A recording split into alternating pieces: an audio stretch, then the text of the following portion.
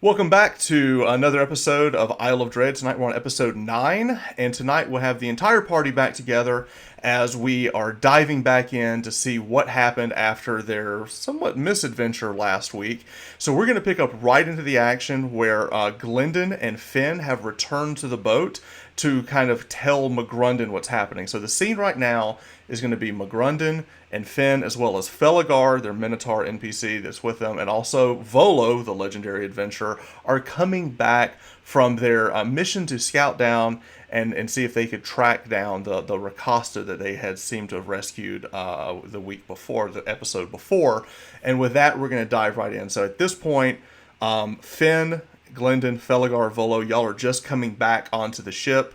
And y'all basically climbing onto the ship where all of the kobolds are kind of scurrying about and helping everyone up. And Barnabas is there as well. And Felgar is bloodied. He's barely conscious.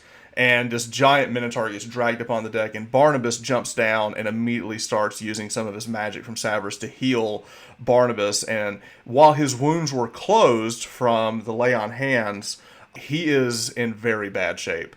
Barnabas is taking care of that, and that is where Korik, the kobold, as well, is there, and then also the Captain McGrundon. So McGrundon, you just see this scene. They are all beat up pretty bad, particularly Felgar. There is a lot of blood. You guys look terrible. What happened?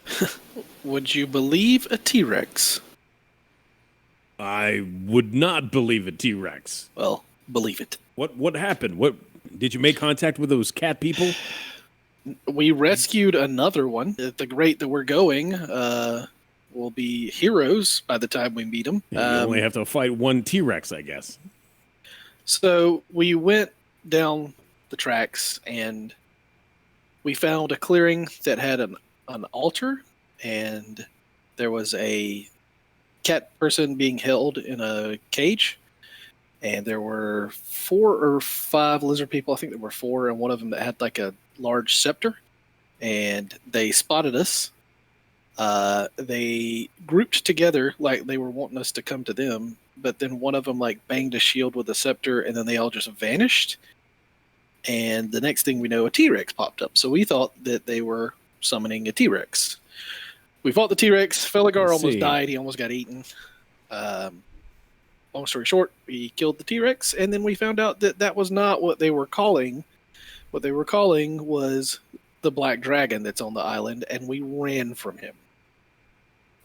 I don't blame you. So Velvantis has seen us. He's gotten our scent, and he knows the direction we are. So that's where we're at. What kind of shape is the boat in? Where we could potentially get out of here. Or... it is sailable. You could leave. Roughly boat shaped.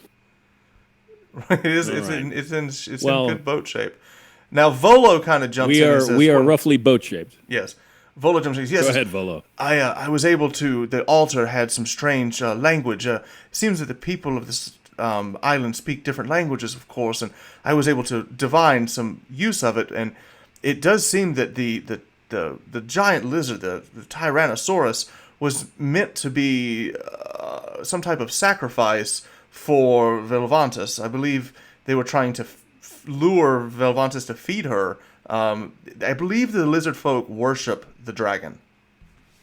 I would have thought the cat person would have been the sacrifice, but you're saying that the Tyrannosaurus was actually supposed to be. No, I believe the cat person was to feed the Tyrannosaurus, and the Tyrannosaurus was to be eaten by the dragon. Okay. There's always a small bigger fish, medium fish, big fish. I believe that was their ploy. I didn't want to say that, Finn. You know, I didn't want to be insensitive. Now, Glendon, he fought that beast toe to toe. I know he's been quiet, but he's quite the hero. Yeah, Felgar almost died. I mean, he got pretty much crunched and eaten. If it weren't for Barnabas saving us, and I mean, I was down to maybe one more lick. And Oh, yeah, Barnabas. my modest friend. Glendon, my modest friend. I know you were a hero, and I clapped him on the back. Finn got pretty low. I mean, Finn was hurt. Oh yeah, I was one hit away from dying. Yeah, this thing was no joke. I'm just wondering what kind of beast this dragon is, if this was its meal. Yeah, so here's what I'm thinking, McGrendon. We're going to have to... We've obviously established that the cat people, the Rakasta, and the lizard people are enemies.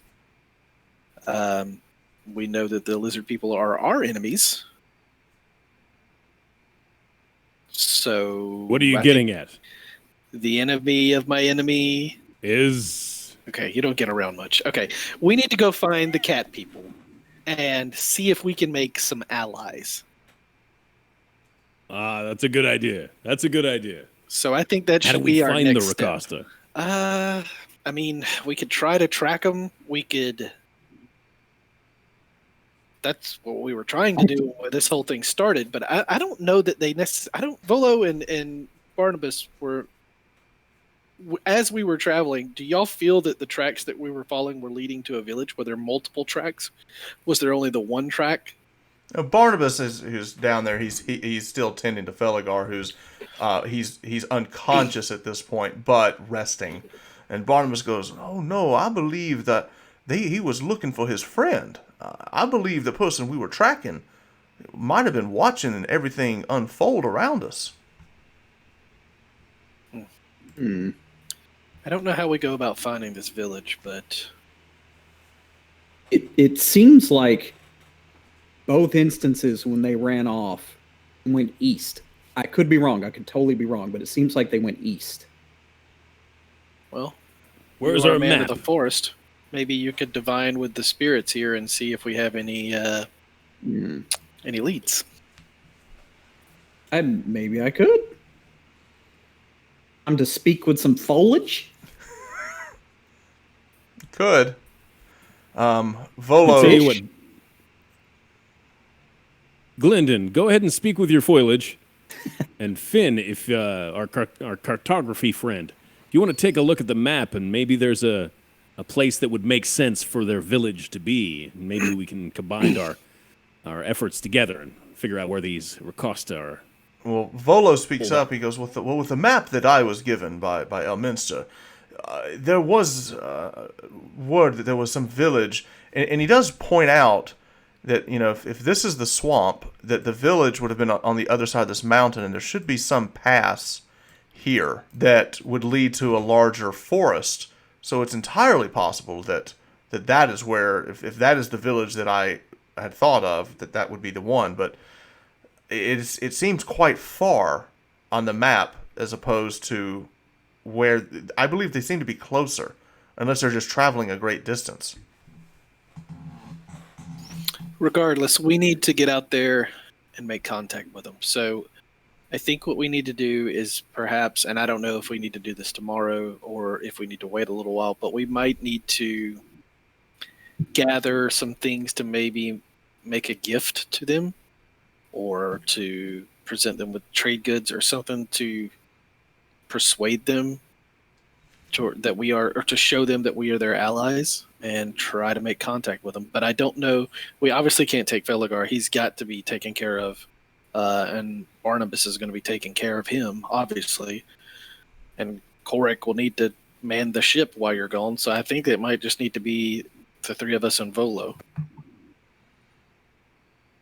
I think that'll work. Volo looks over and sees that the kobolds have been tanning the hide of the shark and also the lizardmen that you had, and some of them are actually sporting like some like leather armor that they've been fashioning out of the shark. So just mechanically, so we understand, as y'all are bringing things back to the ship, they're scavenging it and creating weapons and armor. So mechanically, all of the kobolds have a +1. They're all wearing leather armor now from the shark and the other things that you're bringing back. So Nice. They have some of the teeth and the claws and the things left over from the shark, as well as the lizard folk that you brought back. And Korik looks over and goes, "We could," he's smoking his pipe, he goes, we could fashion some ornaments, some jewelries, totems, and things of that nature that the savages would probably appreciate. I'm going to also ask, is there one of the kobolds who seems to be the craftier one as far as like fashioning things? Because I would really like to get the T-Rex eye made into like a pendant or something. Nebu is definitely he seems to be the all-around craftsman. I'm going to get with Nebu on that and get it to him and say I'd like this to be preserved and maybe made into a pendant. Okay, and he'll start to work on that. They can work on it tonight. The kobolds are particularly busy at night, so they can work on that during the night while y'all rest. It does seem that everyone here could use a long rest. So what we'll do is we'll kind of skip ahead. Is there anything people want to do tonight before we have the long rest for in the morning? I got a couple things I want to do. Okay. One thing I would like to do is, I imagine we're taking watches, and I would take the second watch. Okay. On deck. The first part, I would want to go down to the dojo that I have in the rear part of the ship and sit on. I've got 2 chairs on either side of the room, and I'd like to meditate and try to project my consciousness to the other side of the room, and obviously fail over and over and over again. But I see what you're getting at. Okay. You're practicing some future things. You're trying to train and hone yourself down in the dojo. So you do that for a little bit to kind of unwind, to meditate before you rest. You're still really beaten, and so you need this time to kind of rest, regenerate, heal. So that'll be your time to kind of focus on that for a little bit before you do. Finn, okay, so that's Finn. All right, so Glendon, what are you doing? Barnabas is taking care of Feligar. He's taking him down to your little chapel hold where they've got like this massive cot set up. Feligar is up and walking, but he's kind of stumbling about, and Barnabas is kind of like helping him, laying him down. They're trying to clean him because there's so much blood on him, both his and the T-Rex and everything else. So they're kind of cleaning the wounds of Feligar. One thing you do notice that you look around is that his axe seems to be missing, and it might be that it just hits you that y'all left it behind. Not good. Right. I'll try to assist in the healing if I can. Okay. So you've used up all of your magical abilities. So this will be like a medicine check. So we're not going to roll. Just between you and Barnabas tending to him, you're wrapping bandages and stuff, and just trying to get him stable and comfortable. It just seems like there's a lot of things that are broken. There's a lot of things like internally. You also sense that it's unlike him. Like even though he seems like healed magically, there's this has taken some type of an emotional toll on him. And there's some type of like almost like depression that's hit into Feligar that he lost this battle, and you can hear him kind of mumbling like I'm a failure and things of that nature as he's just kind of in and out of consciousness as he lays there in the hold. Is there anything else that you want to do other than just taking care of Feligar? Yeah, I'll pray to Myliki and just implore her to lift the veil of sadness from him. And, he seems to be awakening kind of to her, maybe a little bit. I don't know. He saw her at least, or her avatar at least. Give me a religion check. I like that. Let's see here.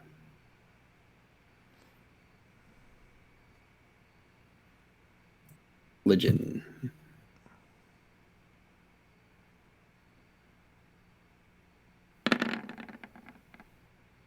Okay, so you make the prayer, and I'll give advantage to you because Barnabas is there as well, so you're kind of praying together, so we'll take the 17.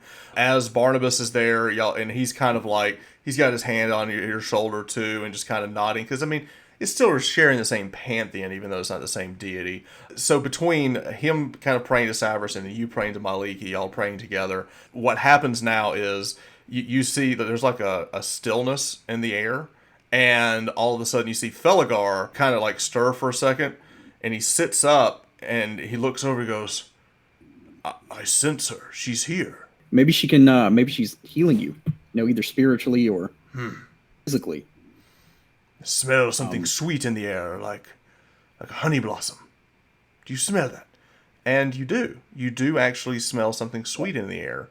And it just kind of permeates the entire chapel as y'all are having this moment. So basically, y'all are at this point just kind of soothing and healing him, and he seems to be coming to this realization that Myliki is real, that Myliki is someone that he can kind of maybe find some strength into, and it kind of starts his process to becoming, a full-on acolyte of your faith. So this is kind of the scene before you rest for the night. Anything else, or are we good? McGrunden, what are you doing before you turn in for the night? I'm just prepping everything. I haven't fought in a couple days since we were doing the ship stuff. Okay. So just making sure all my armor's in order, all my weapons are in order. Got your Tending to glaive. my little office.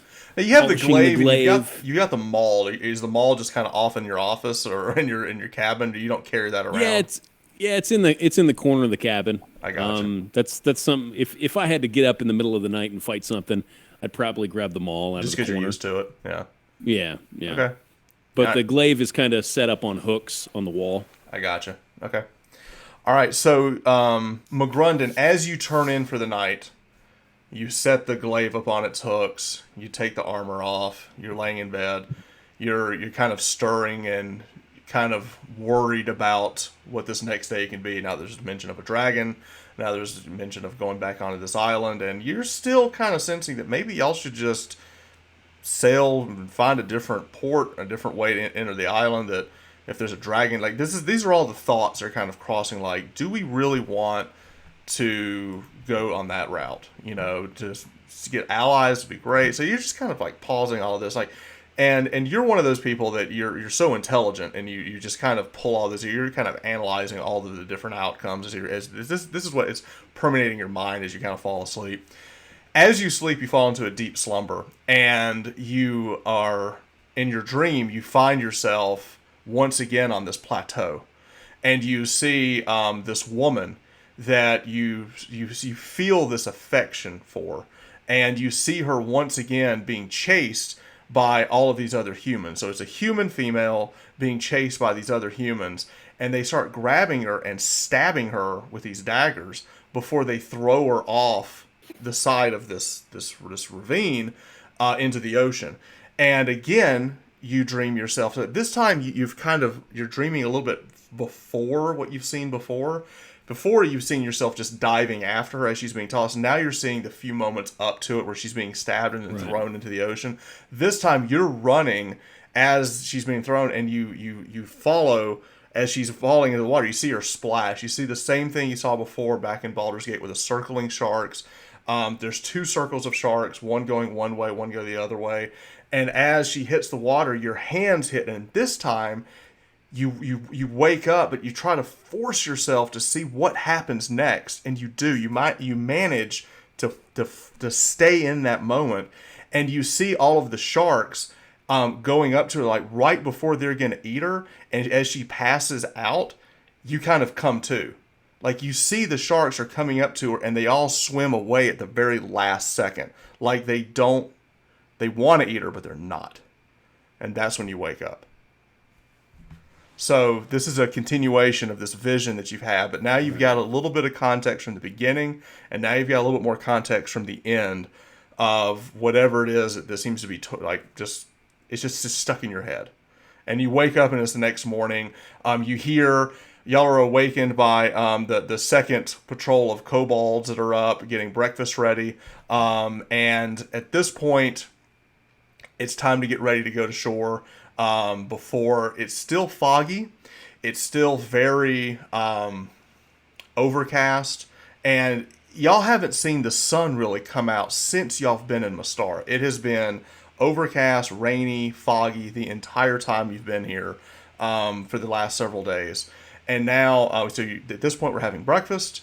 Everyone's together, and I need to know what everyone is carrying to the island, and I believe it's going to be you three plus Volo. Is that correct? Okay. Okay.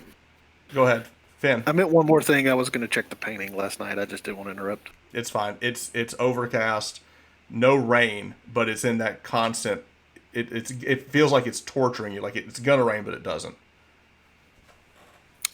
Do we think that there's any gold value to the people on the do we think that they would value gold? Who you asking? Volo. Yes, Volo goes, well, many civilizations out there value gold or value gems, trinkets, anything of that nature. Anything rare is worth something. So, Remember, Glendon, what are you doing this morning? Barnabas had the fortune saying, the divination saying that they were going to ask a lot of us. So we may not have to impress them as much. They may to impress us, Right. you know. So I just thought of, I don't know. It's just something to think about. I just thought of something. I'm gonna try. We're deeper out in the water now to where the foulness isn't there, right? Correct. These are cat people, right? We're cats. Cats don't like to get in the water. Most cats that I know. So maybe I could see about collecting some things from under the water that they would find of high value because they don't go there that often. Like maybe some pearls or some. Just see what I can find swimming around. Just trinkets or things that might interest them. And Okay. I'm gonna swim around under the ocean. All right, so you go out into the ocean. You're further out now, and as you go down and you're swimming about the ocean again, so many stinking sharks. They seem to evade you. They don't bother you. They don't see you as a. They're just all around. Like everywhere you go, there's tons of sharks, and because of that, there's not a ton of fish because the sharks are eating all of them. But as you swim down, you do swim down to the very bottom of the ocean, and you're actually you didn't realize you're sailing over some type of coral reef, and you start swimming through the coral reef. Now, give me a we'll do an investigation check. So you're kind of investigating the corals, trying to see if there's anything of value down there. So go ahead. 14. You do manage to find a small cove that you swim into, and you do find several clams. That they're fairly decent sized clams. So you grab as many as you can, about 4, and then you pull them up to the very top. Okay. Okay. From those 4 clams, 3 of which do have pearls. So you do manage to pluck 3 pearls out of the coral. Okay. I'm gonna get the kobolds to give me like a little pouch for them, or if they have a string for them. Yeah, sure. You can put it in a little pouch. So you've got your coral. So while you're doing that, let's click down to Glendon. Glendon, what now? There's a good 30, 45 hour minute or whatever that he's down there doing that. What are you doing while he's swimming about? Okay, are there any birds flying around? Anything alive besides what's under us in the ocean? Yes, you do see some birds flying about. Okay, I'm going to ask a bird through speech of beast and leaf. Okay. I don't know if it's Fearbulg or if it's Oath of the Ancients. It's some Firbolg. sort of a. It's Firbolg. Yeah.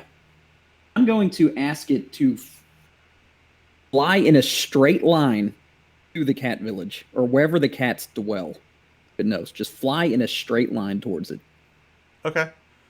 And it can't talk to me back. I can't understand it unless I cast the spell. So it's basically like you pull this bird. It's like a crane, and it's kind of looking over at you, and he kind of turns, and with that, he doesn't answer you.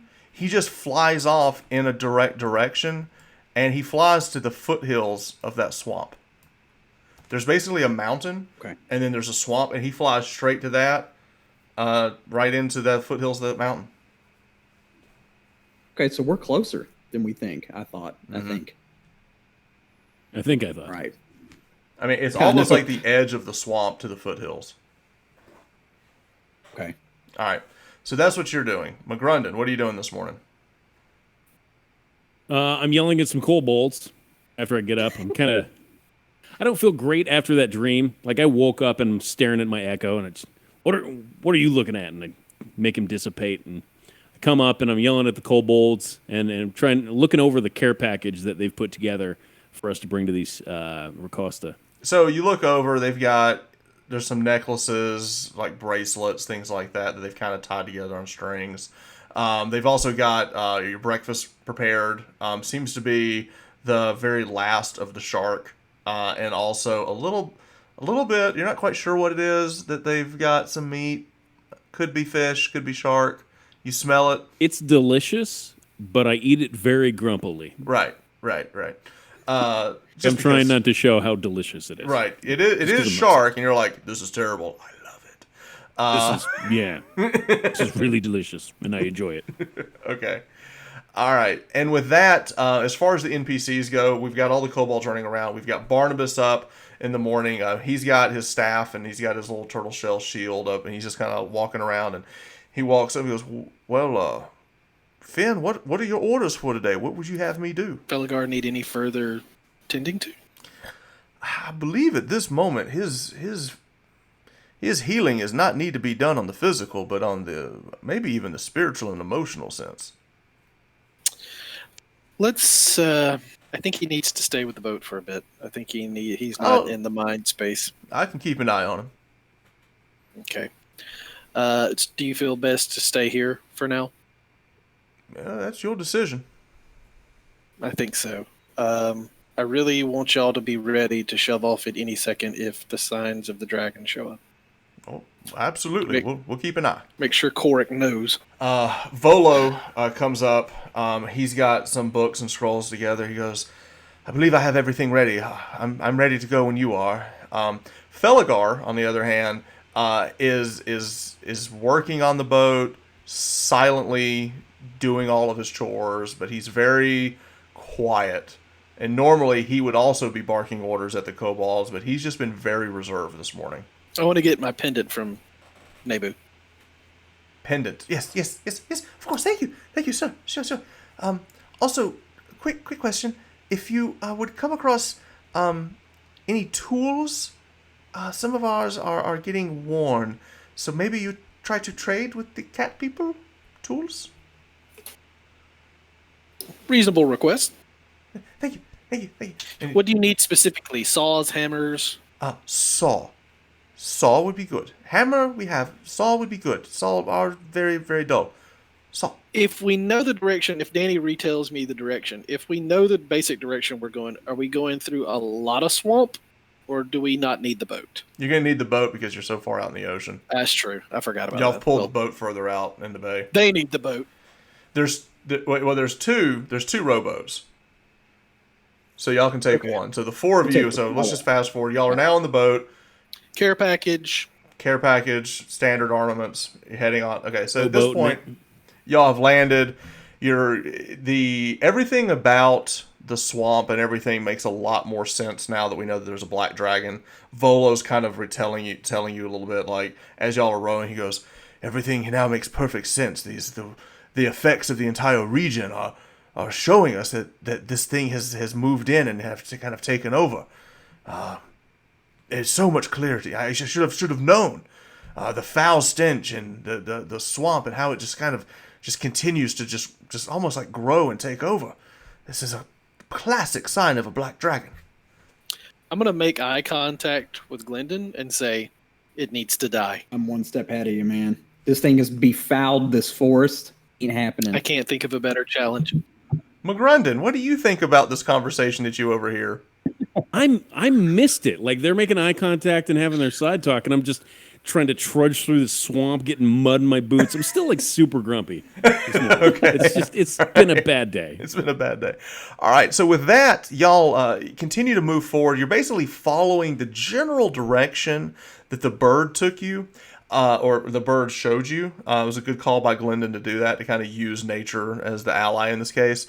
So what you do is you end up going forward, and as you kind of cut in that direction, you're kind of a little bit more east than you were before when you saw the statue head in the swamp. And as you make the turn, you look and you see 3 Rakasta on the back of these large cats. There's these giant cats that they're mounted on, and 2 of them are holding like giant pikes.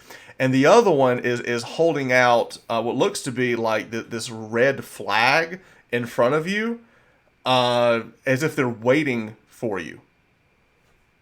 But these cats, so basically you have these giant lion Rakasta, and where you've seen them before, you've seen them tattered, you've seen them like bloodied. These, they're wearing like full tribal, almost think like American Indian type of thing, where they've got like, feathers in their mane. They've got, these robe, like the set, the sash robe. Very tribal. Very, very tribal, right? And you see two of them, like I said, with these giant pikes, like wooden pikes, and the other one you see is got more ornate things on him. And you look, and as you get a little bit closer, you recognize that the one that's holding the red flag out is the first one that you rescued the first day that y'all were here, from the lizard folk. And he looks like he's like some type of elder or nobility, but he definitely looks more dressed up than the other two. I'm going to stop and immediately bow, and then look at everybody else like, let's. It takes Show me a signs. second, but after I pick up on it, I bow as well. Volo does as well. He bows, and Glendon I'm sure does as well. So y'all are kind of bowing. The lead, Rakasta, he lowers his flag and he begins to call out. And as he speaks, you have absolutely no idea what he's saying. It's very soft, gruntle. It's almost like a growl with like, and it just you don't really know what he's saying. And Volo looks over and goes, "That is a language I have never heard. It doesn't even sound like words." Anybody got any comprehend languages? Or Volo says, I do, but I'm limited. Lyndon, I on was it." going to ask you. Volo, I do. But should we save it until we get closer? It's kind of limited. I'm going to try to relay it to them and speak in our language and express to them that we don't understand. And like gesture like from us to them, and then show them the gifts. Okay, so you show them the gifts. The one that's in the front starts like kind of kicks at the giant cat. It's like this giant black cat that it's riding, and he kind of like slowly moves forward. He again lowering the flag, and he kind of nods. He looks at McGrundon and goes, "Mavok, Mavok, Mavok." I kind of nod at him, but I don't say anything. And he looks and goes, "Mavok, Mavok," and he looks at the other two are like, "Mavok." I like it. I don't know what it is, but I like it. And Mavok, Mavok. He's kind of. I follow. I come closer to wherever he's gesturing. You kind of sense that they're now excited at the prospect of whatever Mavok is, that y'all are following them. So there's this moment. So at this point, they kind of fall in, and you're following them on foot, and they're on these giant cats, and they're all kind of surrounding you. So you've got one on either side of you, and then one leading in the front, and they're kind of looking down like, And I kind of look at. I look at Finn and Glendon, and I think, I think I'm their next sacrifice or something. I don't know. They seem excited to see me. I was going to say, are they excited to see you because what'd you do? You like acid spit at one of them, or Yeah, I'm gonna them? ask him. I said, "You do remember where you saw that one, right?" No, I don't. Was that the one that we freed when we fought the lizard folk? It's the one that you used your lightning breath on. He's seen you use your breath. Ah, maybe that's what he's excited about. Maybe. So you follow him. Only one way to find out, my friends. You're our in. All right. So. Just don't let them sacrifice me. All right. So But let's see where this goes. You follow the Rakasta down this jungle path, and you see the trees overgrown. You also see throughout the part, like to your left is the swamp, and to the right is like the forest, and you definitely see a line of where the swamp is like encroaching. So this is the edge, the borderland, basically, of the two types of terrain that we're dealing with, and they're staying very close on the side of the forest. One thing you do notice as you walk by, Glendon, you keep looking at this. You keep seeing some of the trees here seem to have been like burned, sporadically. Like you just see giant burn marks, like splashed burn on some of the trees, and you just feel this immense pain and torment from all of the trees around you. You also don't see any wildlife. It's almost like the wildlife has left, and now the trees are just here hanging on. And it's this sense of desperation. Now, as they continue to move forward, they stop and they look over and they go, and they're kind of motioning down at you, and there's this tense moment where they're looking back and forth, and one of them kind of quietly moves forward, and the others are waiting until you hear like a very slight call that one of them makes, and then kind of to okay that the rest can move. So he's kind of scouting, but there definitely seems to be some danger about. Is there anything that y'all want to do? McGrundon's still kind of just strutting proudly. Okay. He's Glendon. I'll just hang back. I want to catch up with the point guy Okay. stealthily. All right, so you run forward. The other two look. They almost like want to stop you, but you're quick, and you move forward, and they kind of growling back at each other. The whole time, Volo's thinking, goes, I think I'm starting to understand a little bit. Yes. yes. What do you hear? There seems to be concern. I keep hearing the same word over and over, but just let me ponder it. But I'm going to get this. I'm going to get this. So you can tell Volo's very good with languages. Like he's already picking up certain things just from the small travel that y'all have done. I haven't even gone that far, but he's already kind of picking up certain syllables. So at He's this like point, Jane Goodall. at this point, Finn, you catch up to the lead, and you catch this break of where in between where you basically got like swamp, and then you're turning more into the forest before you get to the foothills. And as you turn this corner, you look, and your jaw just drops at the change of the terrain. And this is what you see: just this massive desolation of this forest that has just been completely burned. There's nothing. There's a spare tree here or there, but everything that you're seeing is just completely just burned down. Now, the rest of you in a few moments, is there anything that you want to do before the rest of you comes up? So this is heading towards their village? Seems to be. There's smoke and fog, but in the distance beyond all of this, you do see some foothills. Let me do... So there's no vegetation that's still growing, really. Like I said, you see a few sparse trees that kind of just somehow miraculously, the smaller trees that probably survived because the larger trees were destroyed. I'm going to... So we're on the edge of that, so there's still some trees where I'm at right now? Correct. I want to shimmy up a tree real quick and take a scan and see what I see as far as I can see, to see if I see any bodies, see if I see any settlements or anything that were burned. You do look into the distance, and you do see. You think you see where they're leading you. You see a massive tree, and you do see what looks to be like some firelight through the fog in the distance. This is horrible. Is the scout proceeding ahead across this He's place? kind of doing the same thing. He's not going into the desolation area. He's kind of staying on the border, but. So at this point, it's almost like the border of the swamp. Like the forest is gone, and he's kind of like on the edge of the swamp. And at this point, you actually see him like very, very cautiously puts his first paw print of his mount, begins walking back into, like cutting back into the swamp. At this point, Glendon, you are now seeing this, and so is McGrundon. So, Glendon, what is your response to seeing the desolation? Just say a little prayer to my Leaky for healing for the land and to help us restore the land to its former glory. Give me a religion check. You're just Negative.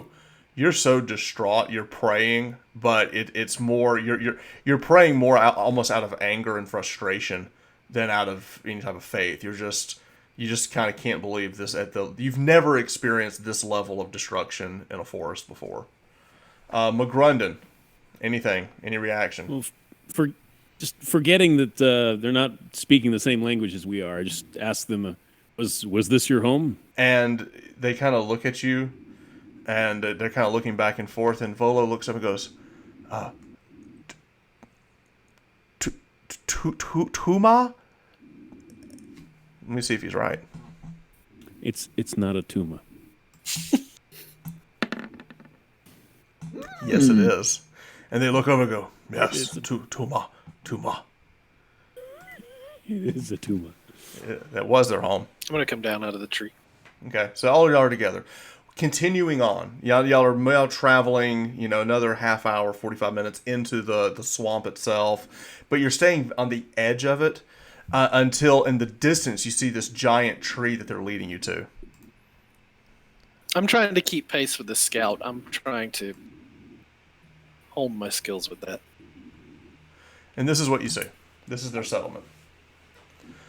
So you walk in, you see they've got a couple of smaller, like giant lizards walking around carrying some things back and forth. It's very sparse. You don't see nearly as many of these leonins, they're lions, that you thought you would, the Rakastas. You don't see as many of them as you thought you would. What you're seeing is a lot of empty buildings, and you see a couple dozen of these at most. You were expecting to see a large tribe. You're seeing maybe 20 that are left. Jeez. They continue to move you in and further into the camp. And at this point, you walk up and you see, hang on. You see where they're leading you, and there's actually like a ramp up the side of the tree that you're leading. They get off of their mounts, and they're kind of motioning. And at this point, y'all are kind of led all the way up to the very top, where there's a larger tree house kind of built up there. And one thing that you looking around, this doesn't look like it's either, it's very makeshift built. So it's either something they made hastily or something they came back to or maybe even took over.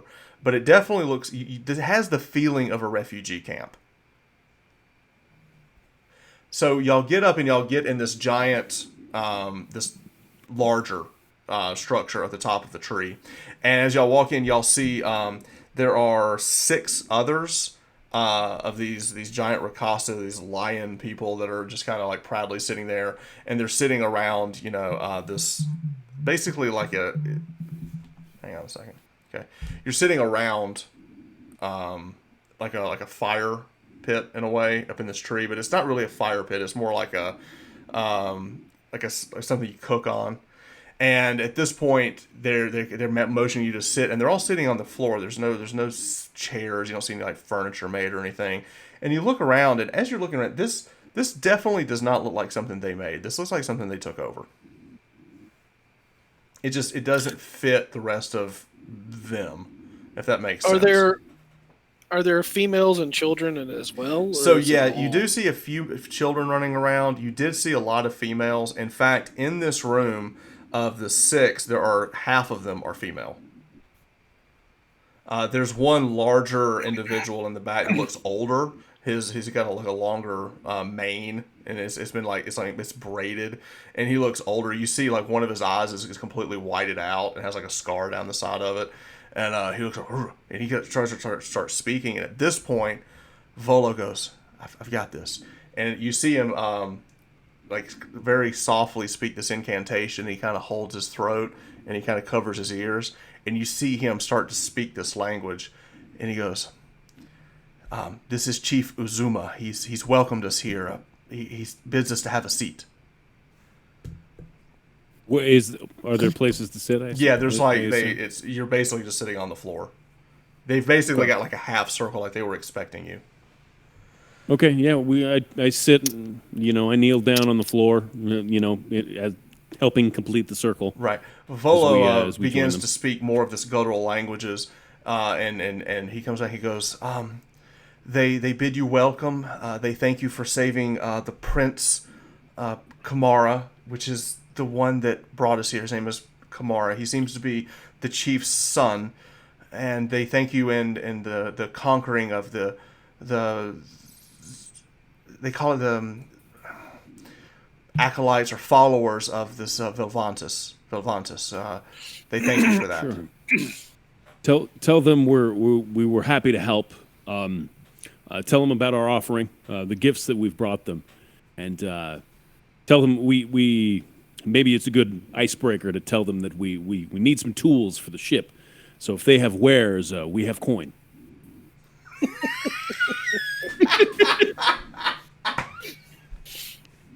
I guess I got him with that one. While we're at it, why don't I just roll one of the pearls across the floor and see if any of them chase it out of the room? Okay, all right. All right, But he so got dancing lights. so Volo. Oh, that was great. All right, so Volo goes and he presents the gifts to them, the pearls that Finn has brought, as well as the necklaces, and they present them and they thank him. He does ask for tools, and you see that the chief Uzuma, he reaches over and he starts calling out, and Volo looks over and goes, "They don't have much, but they will be giving you some type of offering as well." They welcome Mavok back to the island after such a long. He's kind of talking back and forth. McGrundon, they think you're Mavok. I thought it was something else, but no, they think you're Mavok.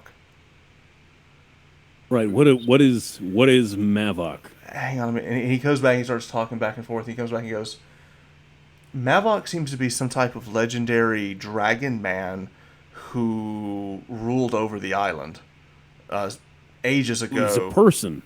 Mavok is a person, and they think that they don't see dragon people, so they think you are Mavok, and he's asking if you've come to free them from the Velvantis issue. Huh. What should I tell them? Do you want to just say that you are? Or? Tell them there's not much that we can. I want to motion. I want to hold my hand up and be like, hold, before we answer that. And I'm like, guys, this thing needs to die. Do we agree on that? McGrundon? Volo looks over and goes, it is blocking the fastest, shortest way to this plateau you're trying to reach. It's a matter of getting to the plateau. If we have to go through the dragon to get there, we go through the dragon. So what do I tell the cat people? Then I would say, wouldn't you agree that we should tell them we have come to aid them? We can't do it on our own, but maybe together we can take care of this. But the question is, to Volo. Is that Mavok or is that not Mavok? They want to know. They asked you directly? They are assuming, do I just not answer that and keep it vague? You don't have to try and keep it vague or try and mislead them in any way. I would say as far as they know, it doesn't matter. Yeah.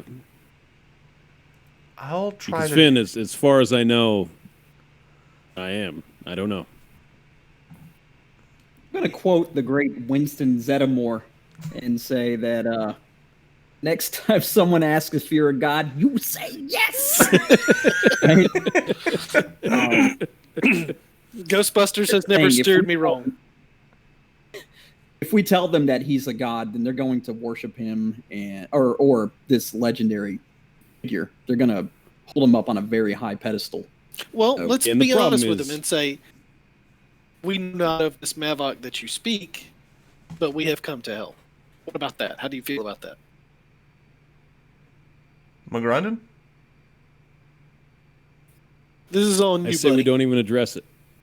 Yeah, don't even. I'll. If they ask you directly, we'll answer it then. But understood. Tell them for now that we need their help. We can't save them, but perhaps with their help we can do something. Sure. He goes and he begins to speak to them and say everything that you've kind of told him, and he comes back and goes, they say that they tried to fight Velvantis and lost a great number of people, but they will send the rest of the fighting warriors that they have if you are to attack it. They recommend. Oh, they think they know where it lives. Okay. Okay. I don't know that we want to attack it directly. They seem to Uh, think that that is the course of action. Is it not? I want to And- motion to Volo and say, get an idea for what kind of troops are they? Archers? Are they spearmen? Are they swords? What do they use? Sure. And he goes back and he starts talking.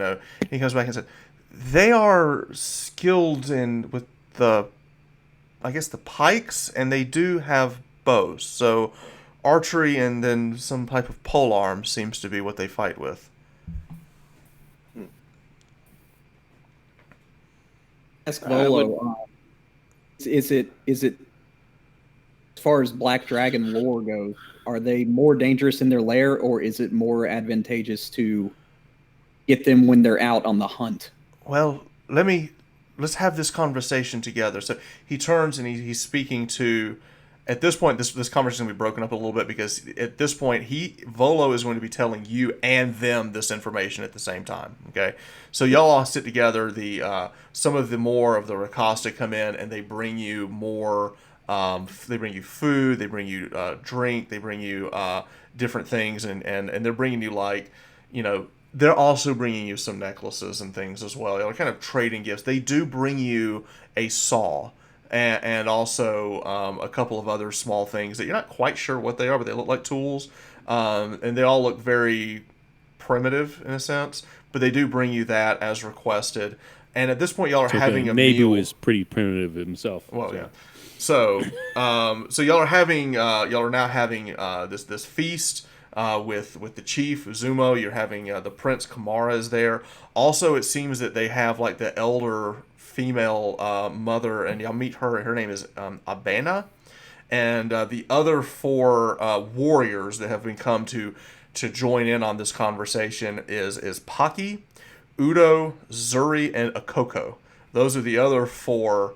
Paki, Udo, Zuri, and Akoko, and they're all sitting there. And I do have I do have a shot here, so y'all can kind of get a good image of our lion folk here. I draw my sword too. Just so you can kind of understand like the paint, just everything about this is right, as far as how they look. So y'all are having this conversation with them as you're having this meal, and Volo begins to tell you some things that he has learned from his time traveling about black dragons. He tells you that they are very wicked, and they're very territorial, and they do everything about them, about the swamp, and they can breathe underwater as well. And I've heard that their lairs can sometimes be above ground in a cave, or also their entire lair can be underwater as well. It depends. I've heard it both ways. That sometimes finding their lair in itself can be nearly impossible. But if they think they have found it, that could be a huge piece of knowledge to march with. Now, I will tell you that fighting a dragon like this, they have acid breath, and they shoot it in a line a great distance. If you can avoid the line of death and carnage, it would be good. The other thing is that it does not require light to see. They even in pure darkness and blackness, they can see you. And I believe it's rumored even in magical darkness, they can see between the ears and the echolocation. They can pick up. So they're remarkable huntsmen. Now, I will tell you, I've also heard, and he's kind of thumbing through his books, that they mainly come out at night. They like the night. You don't see them too often in the day. And this fog, they're the cause of this fog. He's blocking out the sun when he hunts. Now, if we had some of its scales, or anything of him, I could tell you the age of the dragon, or close to it, or proximity. It would be helpful, because the older a dragon, the worse and the more foul they can be. And he looks over and he's talking to Azuma. He's like asking, have they gotten anything from this? And they kind of motion back, and Akoko comes up And she's the one, this female, she's the one that scouted the swamp and believes that she has found the lair. There is a ship that is trapped in the marsh, and she believes that the dragon actually lives under the ship. She said that she found, and her proof is, and she pulls out this dragon scale about this big, about the size of a plate. And she pulls it and she brings it to him and goes, and he looks over and goes, oh, this is in fact a dragon scale. But it's very small. And do you see how it's got a glimmer to it? This isn't right at all. This must belong to something else. And Volo pauses and says, I know what this is. This belongs to a very young dragon. This thing has children. The black dragon as well, then, huh? It's very young. This is very young. You can see the glimmer. And he's like almost like turning it like it's soft. It's so soft. This would be easy to deal with. They're quite lethal at this age, but there's at least one child.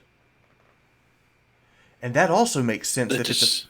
That's why it's spreading. That's why it's taking over more territory. Don't you see? It's expanding its dominion for the children.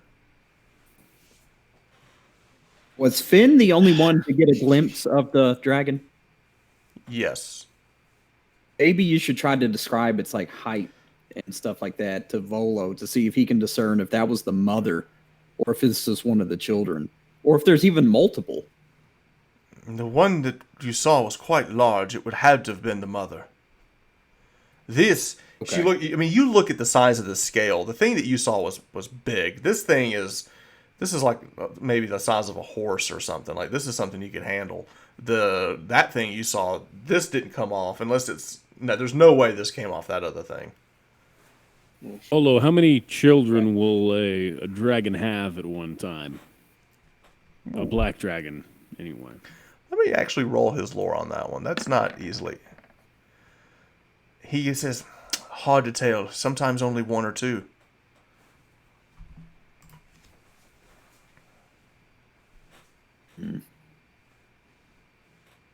Wonder how awful going up against Mom and her pups are. Well, the Rakasta here speak of, they will go with you. They will give you the remaining 5 warriors, include the prince will go as well. Kamara will go as well. So he and 4 of the warriors will go with you. Volo, do they have any magical capabilities? Yes. And when he asked that, there seems to be like the chieftain roars. He goes, no, they're quite against magic in any sense. So let's not do any more magic. Probably welcome it out of Grundon. Might with the lore of his. Of Mavok. Unfortunately, Glendon, I can't use magic. Well, the breath weapon. Volo, tell them there are things that we can do that our races can do that may look like magic to them, and do not be alarmed. Sure. And he kind of starts up before he goes, they're willing to concede that if it helps them get rid of the dragon. They're telling us the land has been destroyed, and their last effort to avenge the fallen is to kill this thing. And then as he's talking, he's now the mother Abina comes up and starts talking back and forth with Volo, and Volo's kind of yes. It seems that she is advising a different course of action, and that is to leave the island behind and search for the lost kin. That she's pushing to not fight but to leave, and it seems very unpopular, but that's what she is saying. Chieftain's very proud and wants to fight. Is there a way that they could lead us to the high plateau? Because I can't leave until we get there. Once the dragon is, yes, but the dragon blocks the way. There's a path through the mountain or the river, but they seem to know of a mountain pass. They call it the veiled pass or something. But yeah, they know a different way. They could lead us, but the dragon, you have to go through its domain. We can still help them, but if they do wish to leave, we may have a way for them to travel. I don't know, even if the dragon is defeated, if you still should live here. He relays that information, and Abina has kind of jumped into this conversation at this point. She's very adamant about wanting to find this lost tribe that left at the same time that left with Mavok. When Mavok left, that this tribe went with him. Some type of kin, like a lost tribe or something. And perhaps that's what it is. It's perhaps they need to leave with Mavok again. Maybe those who were left behind. Maybe it's the Leonin or the Tabaxi in our world. Maybe he went to Irun from Mistara. Vola goes, that's very possible. I mean, Cholt and this island look very similar in the vegetation and the plants and even the creatures. And do you think they were somehow kin to the Tabaxi? We wonder. Very possible. Volo, ask them, when do they think this would be the wisest course of action to go after it? He said that we should feast tonight and go tomorrow in the morning. After this, the scouts will be able to tell that if it's been hunting, and it'll be tired, and they seem to want to kill it while it sleeps, the way it did them. Of course. So in the morning. They're asking if there's only the 4 of us, or should we get more? Did we rally the troops? It's a dragon. We could bring us all in. We're at midday, and we could go back and bring them in, or some of you could go back with some of the scouts. Volo kind of wants to stay here, and he's trying to learn the language and the customs and everything. They seem to be really enjoying Volo. How many? Yeah. Who do we leave with the ship?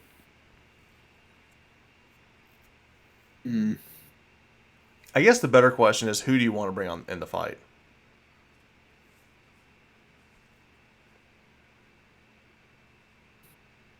I kind of want Felgar to get some revenge. We could even call it. I mean, it was the T-Rex that chomped him, but the T-Rex was Okay. was summoned for this dragon, and maybe it would lift the spirits. Not only that, it could possibly make him feel like he is making offering to Myliki.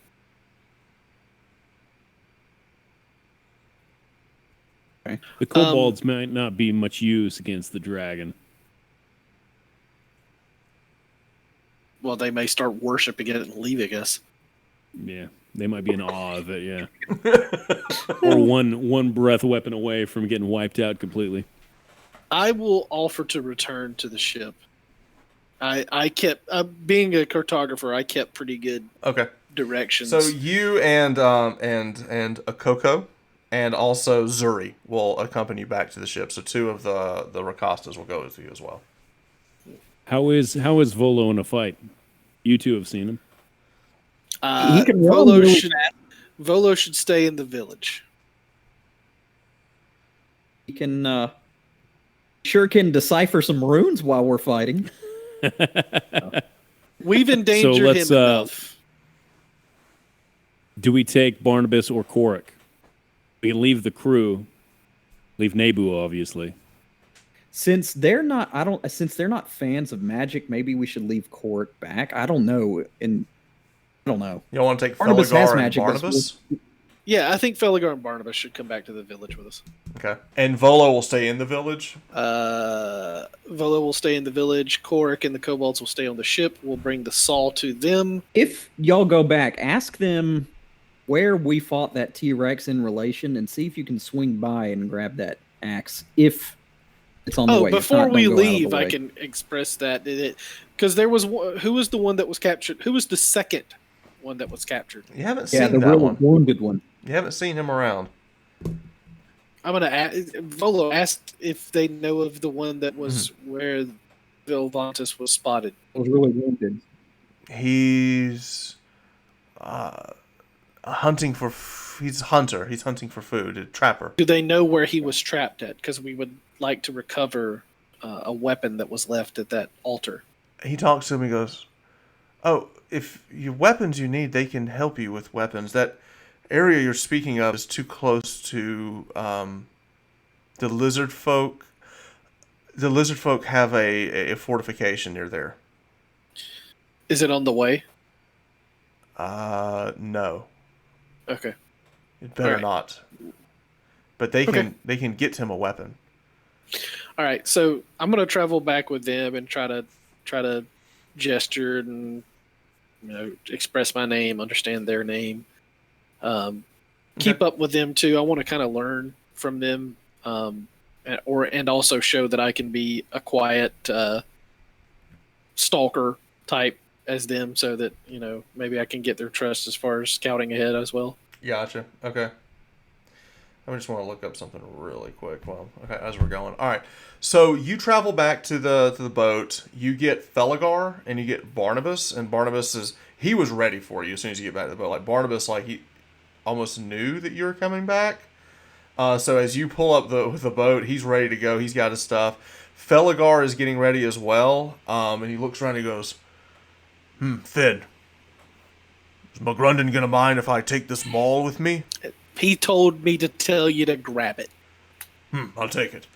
So he grabs them all. All right, so at this point, we're going to fast forward. You've sailed. Is there anything else you want to get from the ship other than Barnabas and Feligar? I'm going to put the painting in a bag and bring it with me so I can tell about what the weather's going to be tomorrow. Gotcha. Okay. All right. So what happens now is as the Feligar and Barnabas and Finn, they come back to camp after getting everything.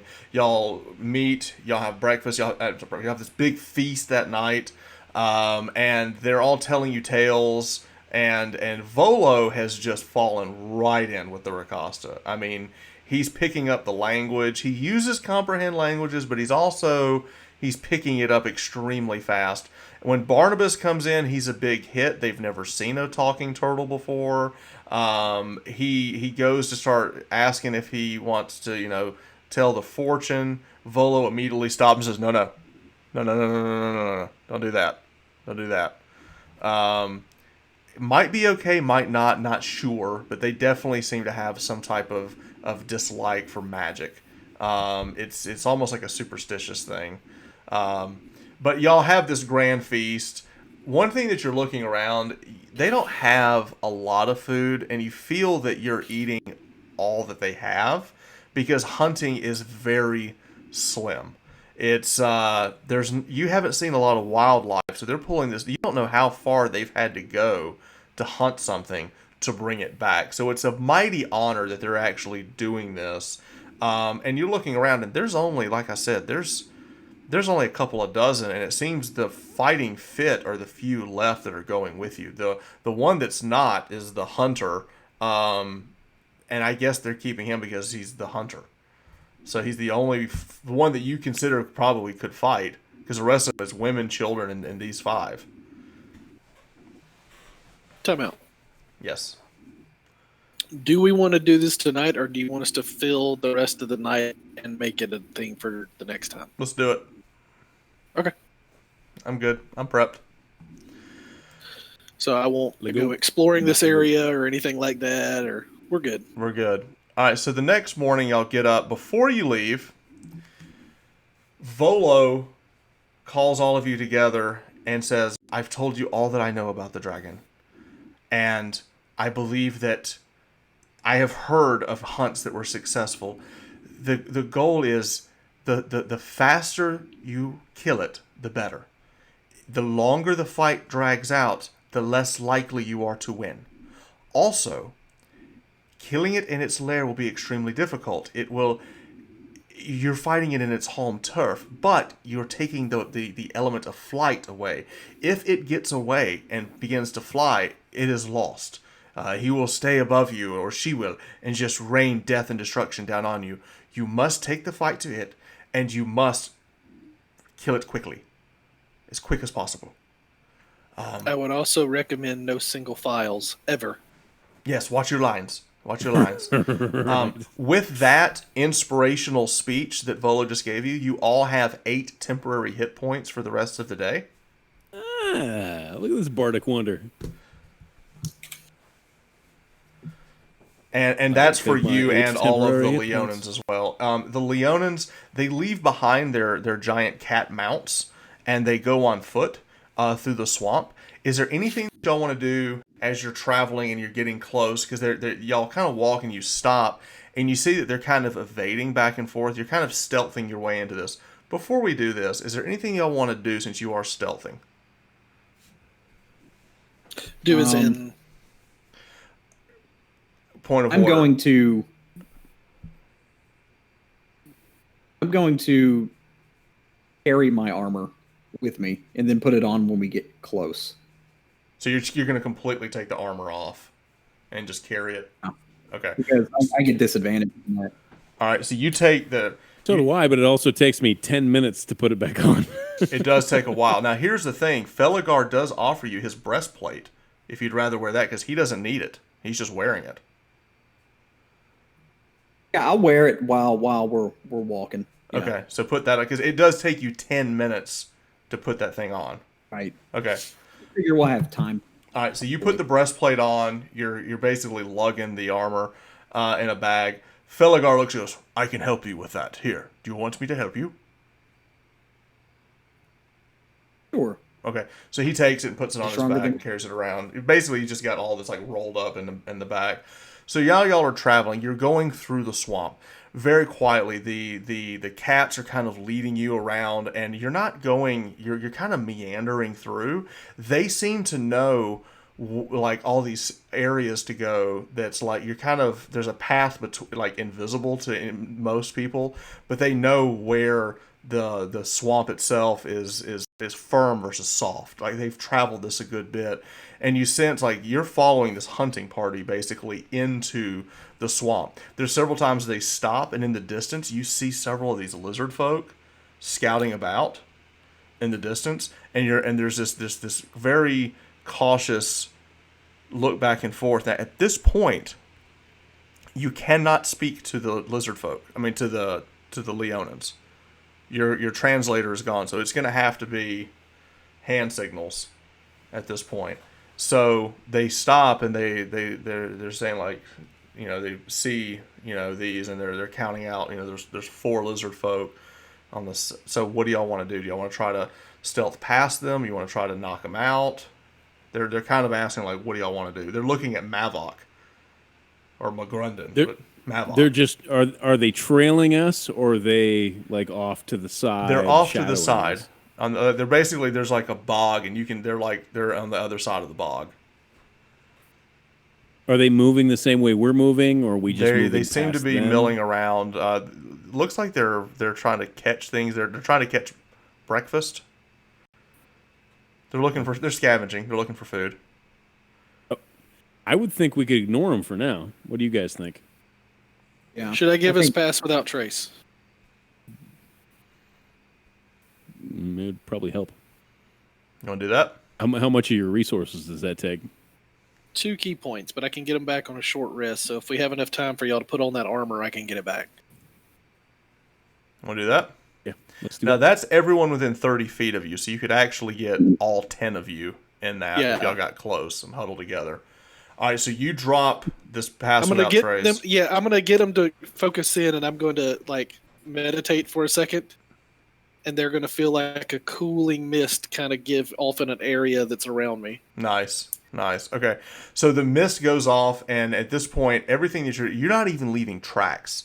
Everyone gets plus 10 to stealth. So I'm gonna need a stealth check for everybody.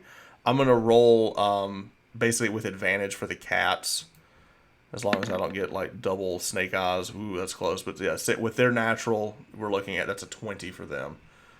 So everyone else, give me a Also going to give myself guidance. nice. We're good. I think everyone's good. We're good. Y'all managed to evade between guidance being cast on and then also. Oh, I didn't roll for Let's just make sure. Yeah, Barnabas. Not a problem with the 19. And then Felgar. You know, we're doing all these advantages. Should be okay. Felgar's good. He's redeemed himself. All of you managed to completely evade, thanks to Pass Without Trace. Y'all managed to completely evade the sentries, the lizard folk. And after a few moments, you get close to the ship. And this is what you see.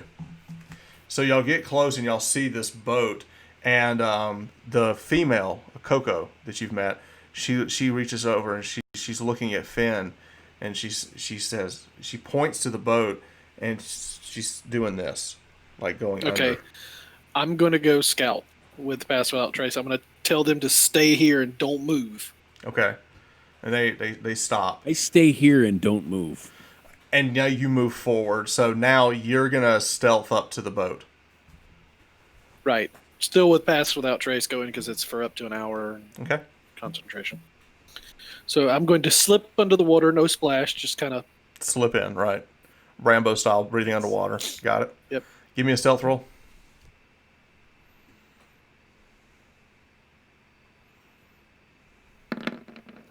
Good thing that's a plus 10. Okay, I do need a roll.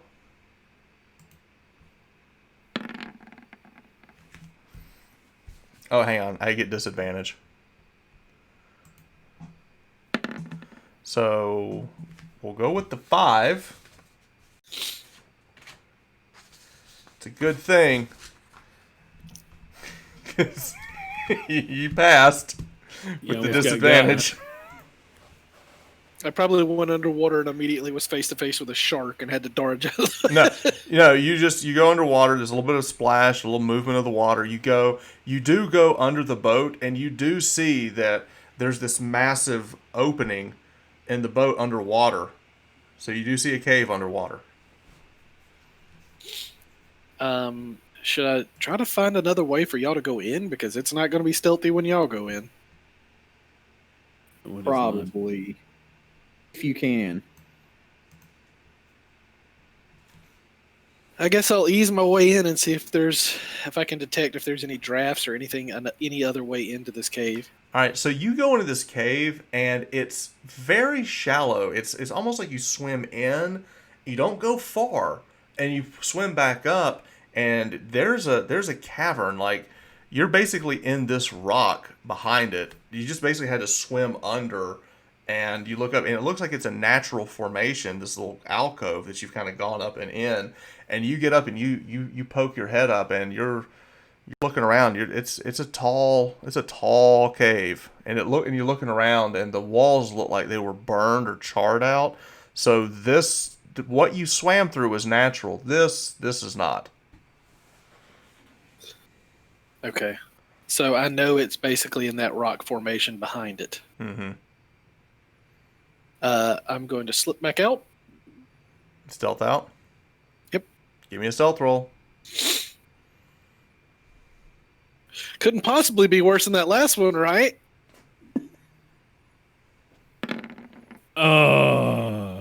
It's better. That's good. 20-30. All right, so you get back. You've scouted. So now what do y'all want to do? Y'all are now back outside. You're away. What's the prep? I'm going to tell them what I know, and that there are...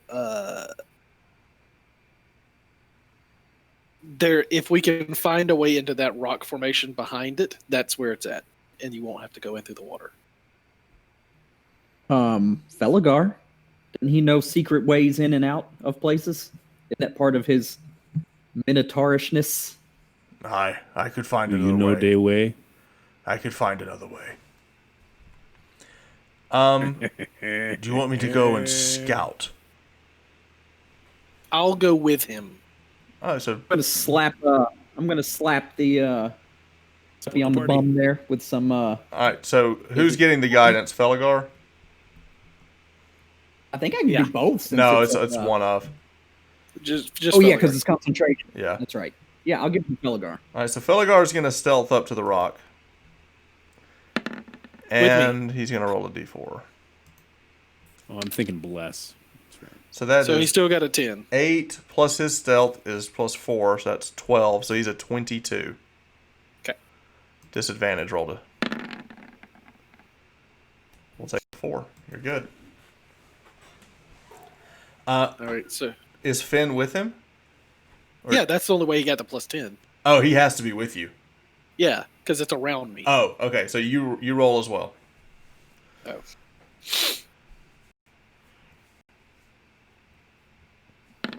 Oh, we rolled the black ones.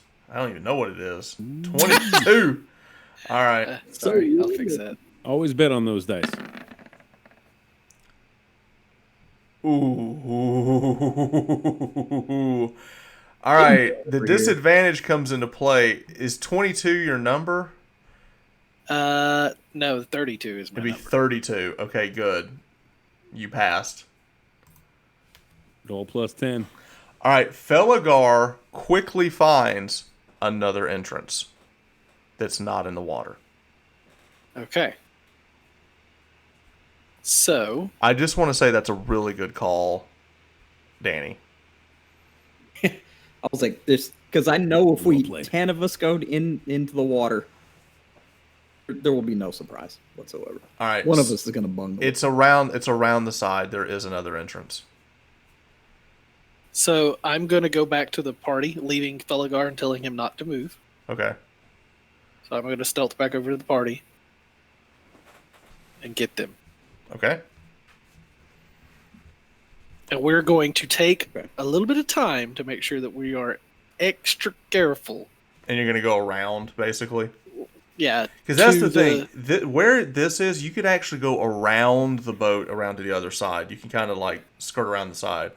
So with that, I'm just going to auto say, with everyone now going around, and with Pass Without Trace, you're fine. You're not in that danger zone. Y'all can get up to the entrance. Is there anything y'all want to do before you get to the entrance of the cave? I want to manifest Echo. You manifest your echo. Finn, is there anything you want to do? That's right. I want to take a brief moment of meditation, I guess, while they are Get getting your ready key with their points armor. back. Okay. And then, are we putting the armor on? Yeah. Okay, so your armor on. Okay. So at this point, are you going to try to stealth into the cave? Do we all need to go in one way? Or how much time is left on the Pass Without Trace? You've got probably another half hour. Okay. We have to be in a single file line. We'll say 15 minutes because it takes How big time is to- the entrance? It's pretty large. It's all right, so you're going to sneak up to the cave entrance. So everyone's going to have to give me a stealth check. The question's going to be, it's really going to be up to Glendon with the armor.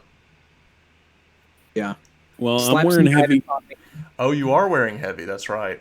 I'm wearing heavy armor as well. But what I want to do is I want to move my Echo and switch places with him. That's right. That's Move my actually would be Echo totally and fine. switch places with him. So you're not actually Keep ever. my armor quiet that way. That's amazing. Yes, you can definitely do that. So I won't make you roll because you're Excellent. basically just going pink, pink, pink, pink back and Wait, forth. wait, wait, with the wait, wait, echo.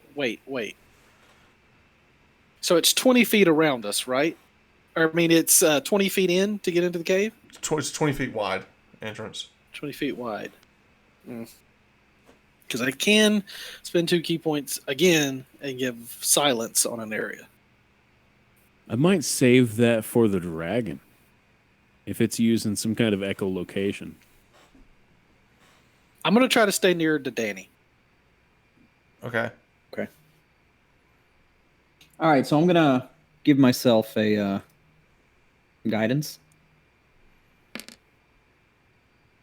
Okay. All right, so this will be kind of cancel each other out, don't they? So this will be a straight up stealth. No, it's disadvantage. You're just getting plus 10 on the roll. Oh, okay, I got you. Okay, so that's going to be a 2. I'm sorry, a 6. 16. 18. 18. 18 is the number. There's my disadvantage roll. That is a natty 1. The sleeping dragon does not hear you. So are we in and we now see this thing? You're in the cave, and you can hear a very soft breathing coming from deep inside the cave. So But we got a good ways. you don't know how far, but it's you can hear the. Well, do I see anything? Because I have dark vision. Okay, so dark vision only gives you 30 feet. This is you see far in, or is it 60 feet? I think mine is 60, but I'll double check. Okay.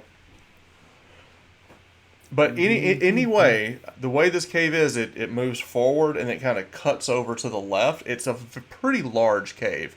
As you're going into this cave, one of the things that you all notice is that the walls and everything have almost been like melted, like the rock has been melted back, like it used its breath weapon to actually carve the layer itself. And how do you know how far that vision is? 60. It is 60. Okay, so you move and it's deeper than 60 feet as you're going in, and there's a little bit of an incline as you're going down.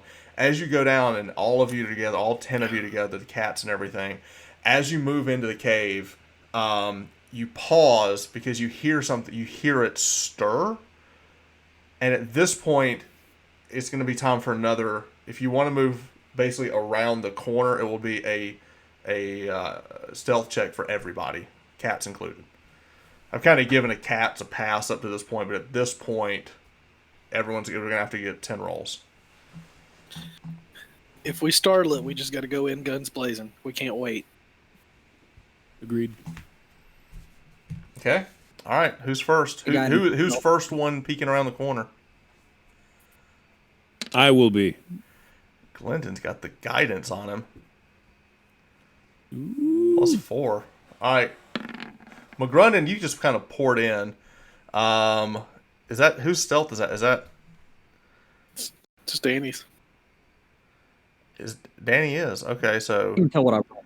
it's 10 plus 4 is 14 plus the 10 is 24. Man, you're getting lucky. You're getting lucky.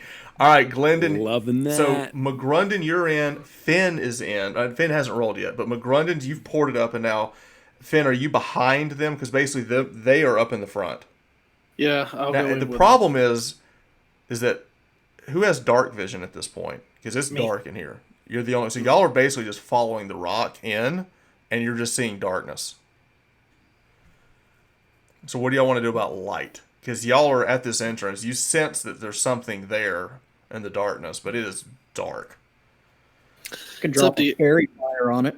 Yeah, it's up to y'all to figure that out once we're in here. Well, y'all are in there. Fairy fire them. Now the cats are in the back. So is Barnabas. So is Felgar. You can drop Can a fairy you fire on it. That can way you we fairy all fire it? get advantage. Well, we don't want to do fairy fire until we're ready to fight, because that's going to wake it up. But right Are now we you still- can't.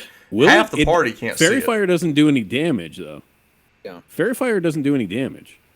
No. It might not wake it up. It'll get a natural resist. So y'all are just in the dark. You hear something breathing. You've snuck up this point. The cats are holding back. Barnabas is holding back. Felgar is chomping at the bit with the maul. What's the order? Do we need to get into better position, or should we just go now? I can't physically see the Well, situation. you haven't so I snuck don't- up yet. I'll sneak up. Okay, so you sneak up so you can see. So let me get your roll. Oh yeah, you should be fine. What's your 35. if I'm going to tell y'all later what my bonus is to perception, it's insanity, and y'all are getting by because it's asleep. All right, yeah, you turn the corner, you look, you see this massive. There's a couple of things that you spot out immediately. One, the ground looks odd. It looks like melted metallic. The ground does, like it has like a shimmer to it, but it's melted. To your left, you see a pool of water, which you're guessing might have been where you were before. Not really sure if it's the same pool of water. And then you see what looks like rock, and then it shimmers a little bit, and you realize that this giant black dragon is asleep. I'll tell you exactly how far it is. Hang on. At the very edge of your vision, in the back of the cave, 60 feet away, is the sleeping dragon. Do we have a cave vision? Are we there yet? Or we're still on the outside? You're on the inside. Hang I on. mean, do we have a map? I do. I'm just getting it ready. I like showing that until y'all are ready for it. That's right. Well, I'm I seeing want to get this. 30. I want to get 30 feet closer with me and my echo. All right, so let me show you where everybody is at. These are 10-foot squares. So the cavern is larger than you think. So just keep that in mind. These are 10-foot squares, okay? You see this dragon asleep in the back. Y'all have managed to successfully stealth up on this thing. As far as NPCs, I will keep Kamara separate. And then you've got Barnabas further in the back. You've got Felagar kind of trying to inch up a little bit. And then we don't have a Volo, but I do have a whole heap and lots of cats to put here. But I'm going to do all... They're all going to be one token. Gotcha. They'll stay together just to kind of keep it easier.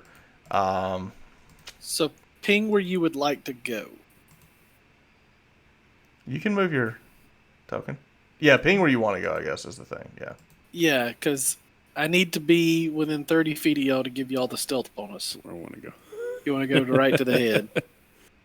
That's where I want to go. Oh, that's where I want to send my echo. But I got to be within 30 feet. My echo has to be within 30 feet. Okay. So this guy, your cats are in the back. Okay. All right. So, Finn, you're up front. McGrundon and Glendon cannot see what you see, but you see this dragon in front of you. It's asleep. So, Finn, what are you going to do? And everyone's kind of holding back. Surely we talked about how y'all are going to see once you're in here, because I can see, but I don't know how y'all are going to see. I've got to get my hand on Glendon's back. Once I get to where I want to be, I'm not going to be able to give y'all a stealth bonus because. Okay. Can you make it quiet? All right. So as y'all are sitting here, like pause, you feel this hand, McGrundon, come on your shoulder, and you hear a voice go, "If you'd like me to, I could shine some light up in here." Wait until we're ready, Colonel. Oh, I'll be ready. All right, as soon as everything starts going down, Finn, I'll be make ready. it quiet. And you kind of look over his shoulder, and you don't see. You just hear him kind of fumbling around a little bit, and he's like, "Okay, I'm ready." All right, so I think I can drop a silence zone ahead of us so we can walk through it, maybe. Let's see. It is, for the duration, no sound can be created within or pass through a 20-foot radius sphere centered on the point that you choose. So if I put a 20-foot radius... Finn, while you're sitting here This is thinking about this, 4x4, give me a quick right? perception check. The 11. Okay. What do you want to do? I mean, at this point, we're close enough. We could charge and just attack where we're at. We don't have to get a perfect scenario. Mm-hmm.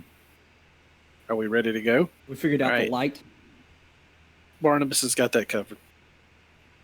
We could also try branding smite. I- Lights his ass up. I don't know what that does, but I'll take your word on it. Well, what's the That's order the of minute. attack? Somebody make a decision. What are we doing? Y'all worked I real hard to I get will this. go in. Huh? I'll go in with the echo. You can't see. So do you want the light? Light it up. All right. Light him up. All right, so you say that immediately. You look back. You see Barnabas grab this rock in his hand, and this bright light, just emanates, and he just bowling balls it in the middle of the room to right about here, and it just casts this giant light. Immediately, you see the dragon go and start like shaking its head up. Everyone will get a turn of surprise as it's waking up to this. So, with that, let's just go in order. Actually, let's go into this. Let's go ahead and roll initiative. Put the tracker. Yeah, I'll pull up the tracker. Glendon, you're up. Right. I'm gonna try to fairy fire it. Give What's the everybody range on that? Because advantage you may have on to this move before you do that. thing. How close am I? Let me see. These are 10 foot. 10 feet. 10, 20, 30, 40, 50. I can hit it. It's 60 feet. Okay. Do you want to move, or you just want to stay where you are? In that hell no. perfect line Yeah, that I'm- y'all are in. Yeah. Scram! Okay. I'll move to here then. Okay. Fairy fire. So it's a Dex save. I don't know how good a dragon's. Oh, it Dex is a but deck it's save. I got it. All right, what do I got to roll? I think it's a 13. Okay. I will choose to pass that with my legendary Bonus action. Yeah. That's one. I will not allow that to happen. Could they have done that while? I guess I could do that while asleep too. Cast it again next time, bastard. Yeah. All right. So you go to cast that, and you see the magic, and you see it like kind of shake off. And at that point, Glendon has moved. You kind of shifted to the side. You did that, and now it's Finn's turn. Finn is going to go right here. Around that little corner. You can. Those are 10 feet. You can go that far. Yeah. Uh-huh. I'm a monk. 10, 20, 30, 40, 50, 60, 70. You can go 80 feet. If I do the swift foot, whatever, the thing that doubles my move speed. Oh, you're going to use a key point? Or are you just going to straight move? Because you can dash. See, the thing is you could move and then use your action to dash. And that's not a key point. If all you want to do is move, then that's what you can do. I want to try to put a hunter's mark on it as well. All right, if that's the case, then you're going to need to... bonus... the problem with that is you're trying to do 2 different bonus... Oh, no, you can do hunter's mark as a bonus action. Yeah. So you can move, dash, hunter's mark. Totally that. No key points used. All right, so it is now marked. All right, so that is? I don't have to make a save for that. If you I mark didn't know it, if it could just resist. no, if you mark it, you mark it. It has been marked. All right, Okay. Felgar. 1, 2, 3. 1, 2, 3. All right, he's just charging, and he's trying to get a little behind this little alcove right here. He basically is running up into cover. That is Felgar's turn. All right, so this dragon doesn't get a turn. Uh-oh. The other dragon gets a turn. Dragon Junior. So one wasn't enough, huh? No. It's Mom. Wait, that's not Mom? Wait, what? Is this Mom or is this not Mom? Well, I thought that was Mom. Is it Mom? If you don't want it to be, it can be something different. No, I don't want that to be the baby. Um, Not the mama. Yeah. We are on the island of dinosaurs, man. Yes.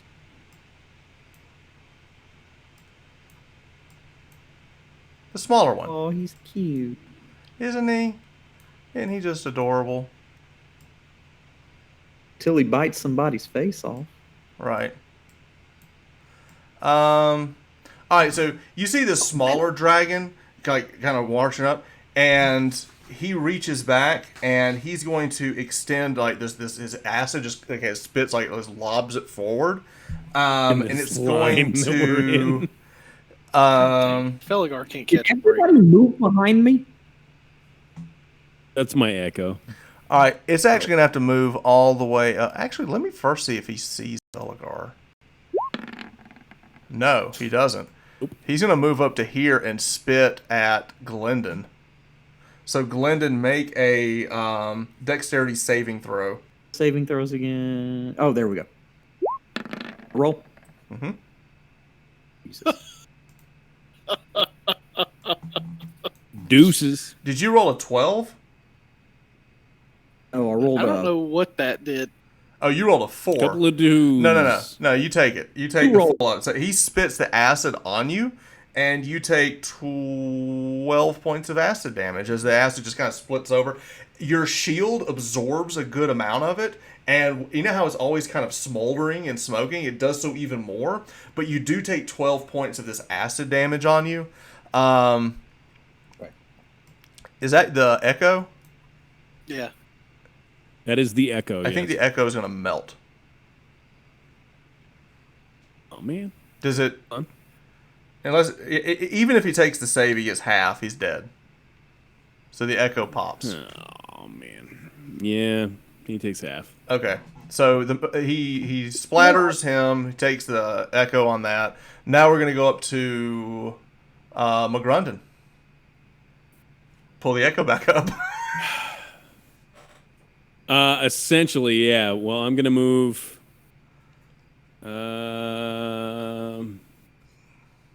We need to ruffle Yeah, stomp baby I'll real move quick. right. I'll move here, and I'll manifest the echo. Ooh, where can I manifest it? 10, 20, 30? Right here? I Behind, can the, go right here with behind it. the little one. Bam! Shouldn't have made it go away. And then I will, and then I will attack. Is it flanked? It is absolutely flanked. It is flanked. So I will roll my first attack Nice. and my second attack. The first one hits and the second one hits. Okay, excellent. All right, so the my glaive. So damage. this thing pops up behind it. You just glaive him twice. I will re-roll both of those Yes, you will. with my great weapon mastery, and add 1 to each of those. So 12 damage. It's a magic weapon too. Right, that's where the plus ones come. Or I'm sorry. Yeah, plus. Hold on, let me check my strength again. Yeah, so plus 2 to each of those. So 10, 14. 12, 14 total damage. Okay. All right. So the little baby takes 14 points of damage from getting stabbed in the back from your echo, and you hear it just like, "Rah!" It's just like screaming back and forth and everything. He's just wailing, and there's blood just flying all over the place from this thing in the back. That is McGrunden's turn. Now the kitty cats go.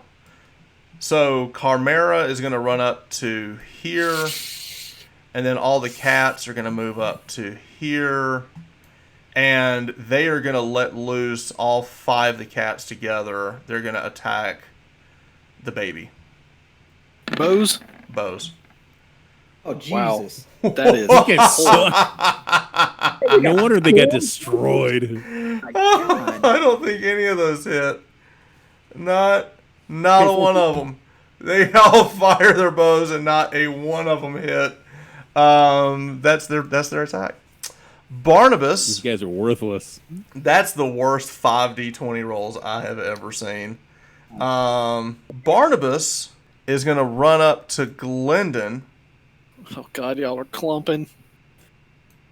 That's worse. He's going to step forward. He's going to cast Cure Light Wounds on you for a mighty 4. Oh, hang on. When you took that damage, be sure you subtract your temporary hit points from Volo first, because everyone has 8, and then he just healed you for 4, so that's 12. So you're at full health. You're full health, right? And then he's going to step back. He's going to run up, tag you, Okay. and then step back, shield up. And now, top of the round, the dragon. Oh, hang on, actually. All right, so now we're going to start at initiative count 20. We're going to always be saying, because a lot of people have abilities now that work on initiative count 20. So Right. it's now initiative count 20. The dragon is going to... first, I got to make sure he even notices this. Oh, yeah, not a problem. The dragon turns and looks at Finn, and then he kind of shrugs his head up this way. The water out of the pool behind you surge outward towards you, and it's like the water itself is grabbing at you and trying to pull you and push you down. Make a strength saving throw. Okay. And it did this. This is not his turn. This is his lair action at 20.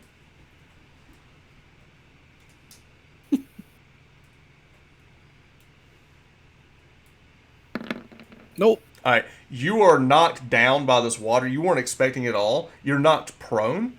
You can get back up, but it's going to be half your movement. Okay. Okay. It just knocks you down. It's easy. He's just knocking you down. So that's all right. Now that he's done that, it is now Glendon's turn. Right. All right. I'm going to Let's run up and try to kill this thing. Okay. All right. Can you move your token? Hold on. There you go. Yeah, hold on. Before I do that, I'm going to do my thing where I give everybody AC. Oh, so that was actually at initiative count 20. All right, so before you're going to use your stronghold ability for your chapel. So what that does is everybody in the party now has +1 AC. So he calls up the power of Myliki that basically comes from the chapel and the boat. Everyone's armor like gleams like this green aura on it. Even Finn, who's not wearing armor has like this aura around him. So everyone, even the cats, are now +1 AC. That's everybody. Okay, so that was 20. Now Glendon's turn. You move up. So we had our first stronghold ability used. Now you move up, and what are you going to do? Right. I'm going to try to hit this guy. Okay. Am I right here, or would I be right here? Any of those squares will work. Yeah. Okay. All right. Well, it's flanked, I guess. It will be flanked because of Felgar, not the Echo, because the Echo doesn't count.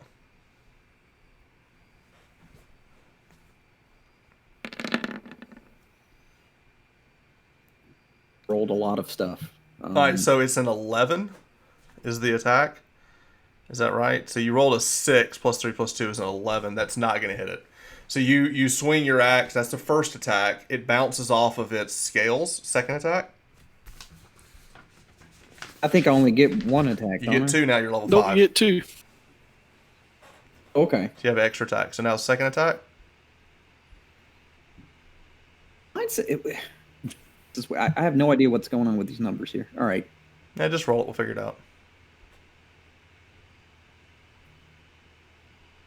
Okay, so I get a +5. Yeah, so a 16. Yeah, 16. 16. The 25 will hit. That's a crit. Ooh. Time to smite. Yeah. I move to I'm smite. smitten. Is it a level 1 or a level 2 smite? Let me save my level 2s for big guy. Okay. Level So 1. level 1 What is smite. that? So this is a crit. So you're going to do a D8 with the axe, 2D8 with the smite, and all of that is doubled. So it's going to do 6D8 damage. Jesus. Okay. Just go roll all Just at once. roll. Yeah, you can roll them all at once, yeah. Or you can roll up to 5 at once and then another one. All right. So you have 19 plus another one. Oh, he did. He rolled a 19 5. and Okay, then a so 5. 24. All right. So let me ask you a question. What does that look like as you kill it? Like, how do you want to do that? Just gonna scream, oh, Myliki's wrath! Come down on it with the. All right. So with Myliki's, you come down. That spectral unicorn comes out of the side of your axe. As you come down, it pierces the side of its neck and it severs the head off of the dragon itself. As soon as you do that, you hear it whimper a little bit as it gets hit right before the head is gone, and the dragon Velvantis is furious at this point. She just watched you behead the baby. So the baby Get is wrecked. down. Wrecked. Good. Target acquired. Right. How to taunt a dragon. Right there. Okay. I love that movie. Good news, McGrundon. We get to hit it. All right. Finn, it is your turn. Sleep. So it takes half of my movement to just stand up. Yeah. Okay. Well, I'm going to stand up, Okay. and I'm going to bonus action Misty Step from the Younstone, Okay. You're way over there. and I'm going to get basically here, Okay. and I'm going to attack it twice. All right. You Misty Step. Give me a very quick perception check from the hip. Perception check. Okay.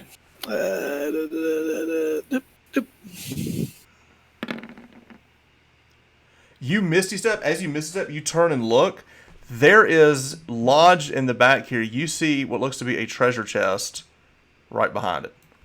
Right behind you. Oh, treasure.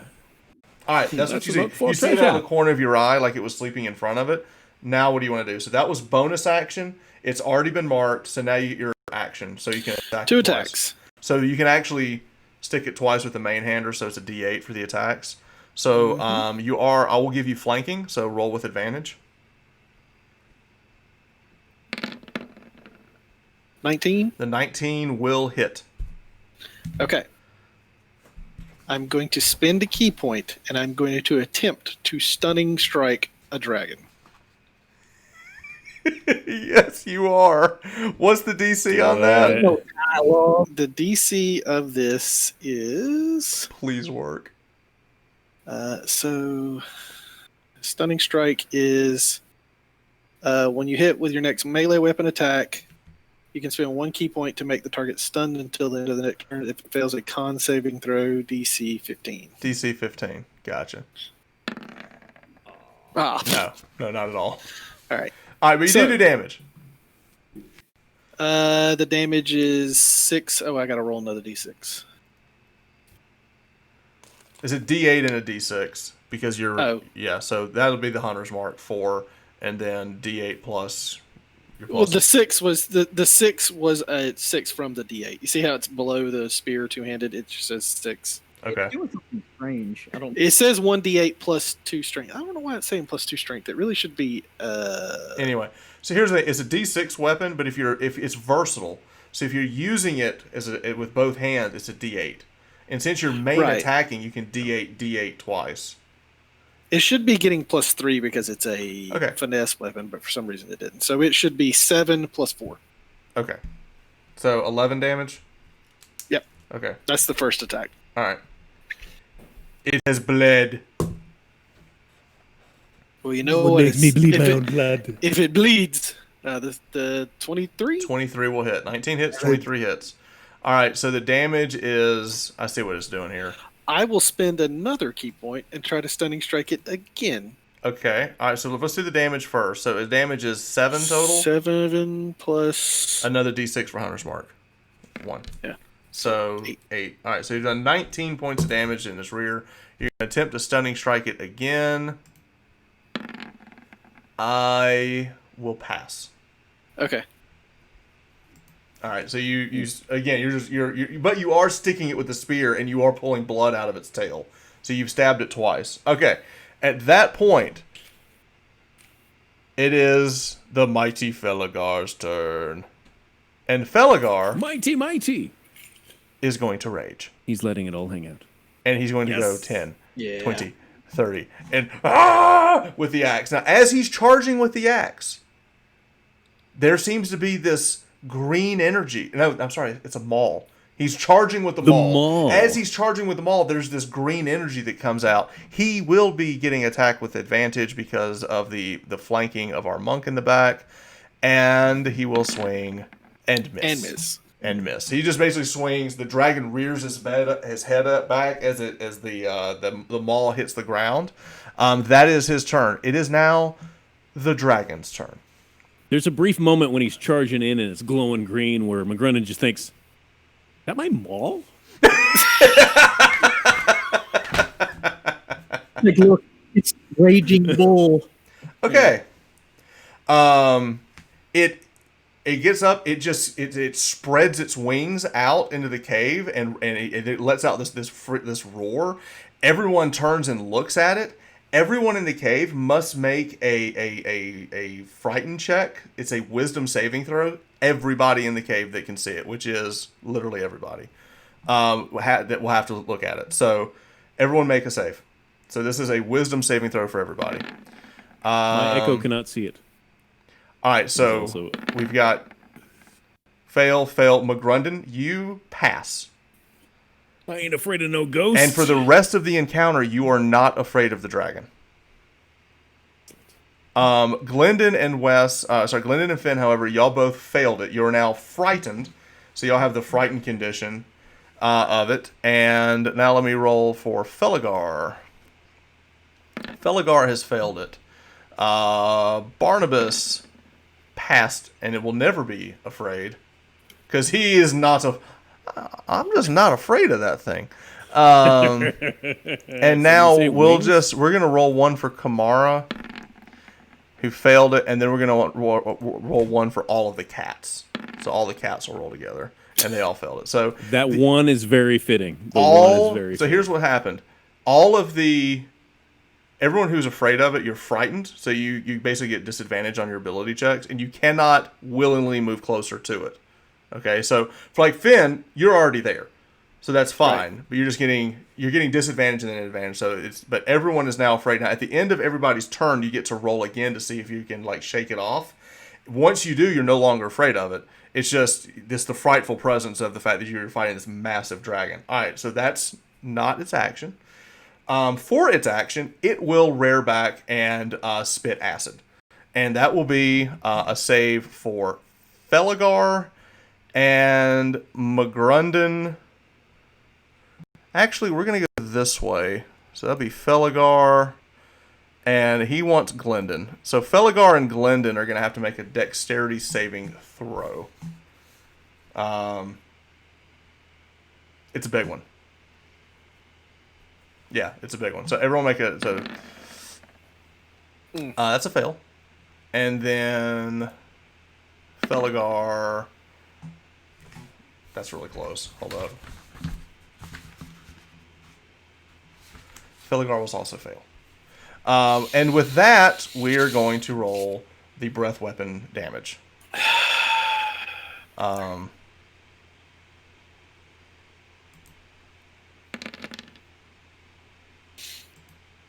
Posh. Oh, Jesus. All right, it's that much. So it's 30, 41, 46 points of acid damage.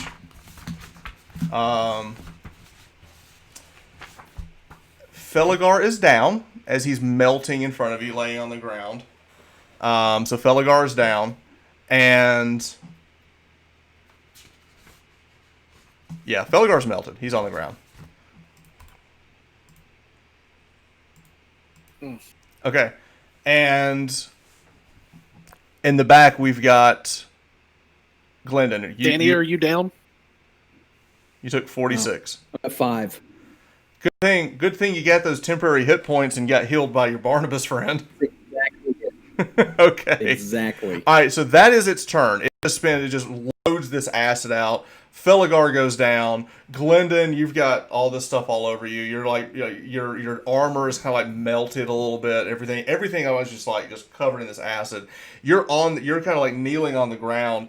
Somehow you have survived this. Your shield seemed to absorb enough of it to where it didn't just completely just rip you apart. But you're alive. The baby will not go because it's dead. And now we go to Magrundon. I'll move my 20 feet. Because you can, you're not afraid of it?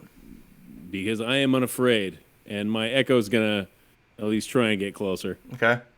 And I am going to attack it in the face with my glaive. And you will roll with advantage because Finn is still behind it. Excellent. I will roll once. Miss. Yes, it sure is. I will roll twice. I don't know what that is. That was 126. Duh. Does 126 hit it? No. Let's cancel that roll. No. So your first attack misses. Your second attack. 20. Yes, that will hit. The second attack will hit. Okay, and I'll deal some damage with that one. I don't know why I rolled 2. Ignore that. We'll take that one. Oh! So 10 plus... That one. 12 damage. 12 damage, okay. And then I will hit it with the butt of my glaive. That is correct. So you've got your Polearm Master. So attack. And that will hit. 22. I'll roll a... I'll re-roll the 2 since I'm using a two-handed weapon. Just hilarious that you hit it still 2. But it's plus 2, so it's 4. So another 4. Right. So 4. All right. Is there anything else that you want to do? I guess I better, huh?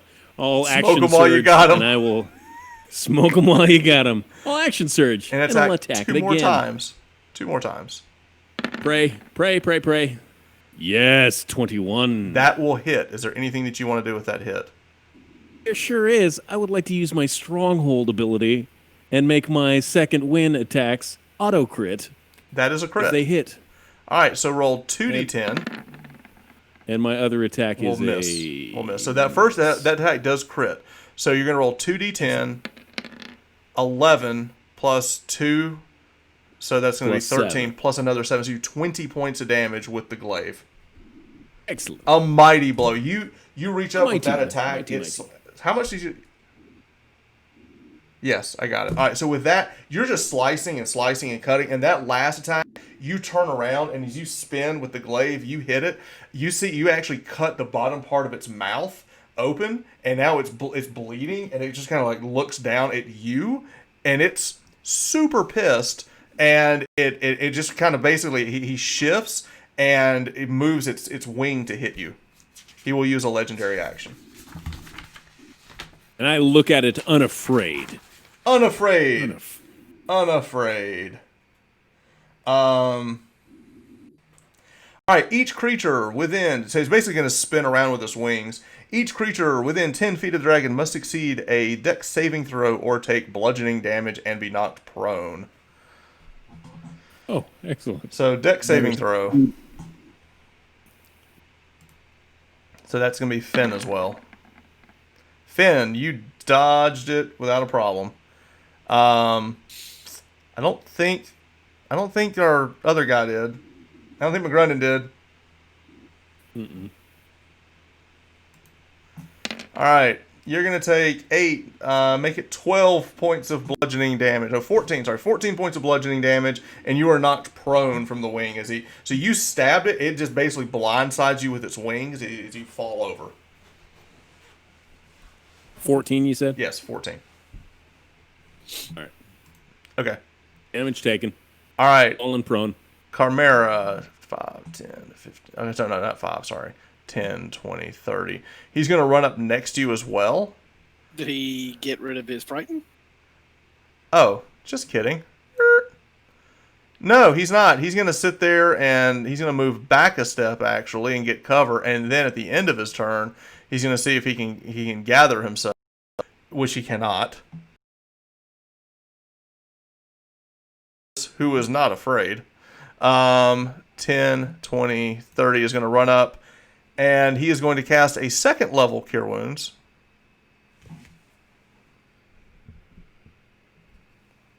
What has happened?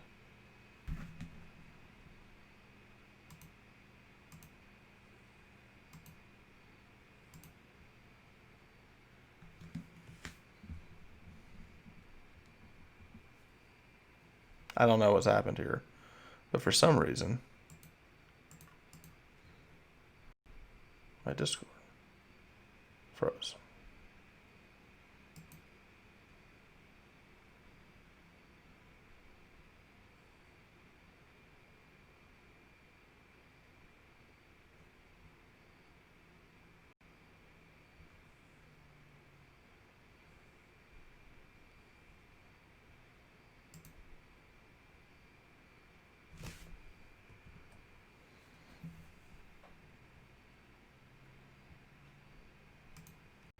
Random characters. Right? You can't approach it to help. We'll just join Bob's game, you know. Who knows? All right. I think I'm back. There you I can go. hear you now. Yeah. That was weird. What was the last thing you heard? That he failed his role and that he went back into cover and nothing. Okay. Barnabas is not afraid. Barnabas is not afraid. He is now going to run up 30 feet. He's going to cast a second level Cure Wounds on Glendon, who will heal for a mighty 12 points of damage. Mighty! Mighty 12. If we don't get some cats in on this thing soon, we're in trouble. I mean, could they shoot bows from back there? Yes. Not very well. Not very well, but yes, they could. All right. So that's Barnabas. Let me think if there's something else Barnabas wants to do. I think that's it. That's done for Barnabas. All right. Cats. The cats are going to roll together. All right, so here's the thing. That's going to be, at the end of their turn, they're going to get out of the fear. Okay? Okay. But from there, they will loose their arrows forward and see if they can hit this thing. Now, it's going to be interesting because they have disadvantage on this. So we're going to roll this. I know how to do it. Okay. All right, so 1, 10, 14, 18. There's only one who can considerably hit it. So we'll re-roll his. The fourth one? Yeah, the fourth one is the only one that could have hit it.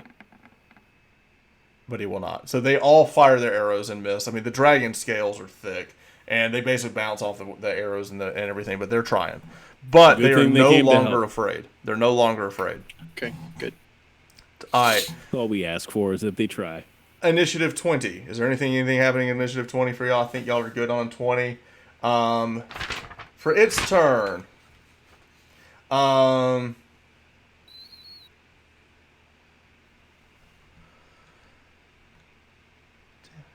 right. You hear it speak, and you hear it. Now, no one in here understands this except McGrundon. And you just hear this voice gutter out, "Darkness fall." Everything close to you is now covered in magical darkness emanating from itself. And 10, 20, 30, 40. So basically everything out to here is completely in magical darkness. Excellent. All right. Glendon. All right. I'm gonna try to cast Fairy Fire on it. Okay, it's just an 'Cause area. I can't approach. No, Yeah, I okay, can't here's the... approach. Pause on the Fairy Fire thing. Can you cast Fairy Fire as a paladin? Because you picked that up as a Magic Initiate Druid. It's a Druid spell. So you can only cast it once. Oh, okay. I didn't know that. Yeah. That's a one-shot for the Magic Initiate feat. Oh, okay. Let me see. Oh, damn it. All right. It's not fair No, using no. rules. Okay, I'll cast Moonbeam over there. Moonbeam. I don't even know what that does. What does it do? I'm just kidding. It's been a long time since I've had someone cast Moonbeam. 5-foot radius, 40-foot high cylinder, centered on a point within range. And the here's range you is... can't see, but you can guess the range because you just saw it. Right. Okay, you're not targeting. The it, range but it's is 100, Not a 120 problem. feet. Not a problem. So save is going to be a con save. Okay, I think you only have to beat a 12. I beat it. Dim light fills the cylinder. What do I... What level spells that to to? get out? It doesn't light up the darkness. Darkness beats it. The damage still goes off. Do I take damage if I passed it? I think it's half. How much? It is 2d10 radiant on a failed radiant, thing. yeah. on a failed. Half as much, so 1d10. 1d10. Well, do roll the 2d10 and just half it. All right, so 12, so 6. Okay. All right. So the beam goes off. You don't even see it in the darkness, but you do hear it hit it and the rock below it. So you know that you hit it somewhat, but you don't know really the effect of it because it went into the darkness. Now, with that is your action. Do you have a movement or a bonus action that you want to do? I can't move closer to it, so I'm gonna try to save the fear. Fear Okay. save. What is that? Just make a wisdom saving throw. Right. So we take the first one. You pass. You are no longer afraid of the dragon. So that is for the rest of the encounter. So you and Barnabas are good. Feligar is also not afraid of the dragon. Because he's yeah. All right. With that, we go to who's up after you? Glendon. Finn. Me. All right, so you can attack it in magical darkness. It's disadvantage. But you also have advantage. It's actually a straight push for you. You are working with the advantage of it's right in front of you. Reach out and touch it. Right. Reach out and touch. All right. Well, we'll go with the first attack. Okay.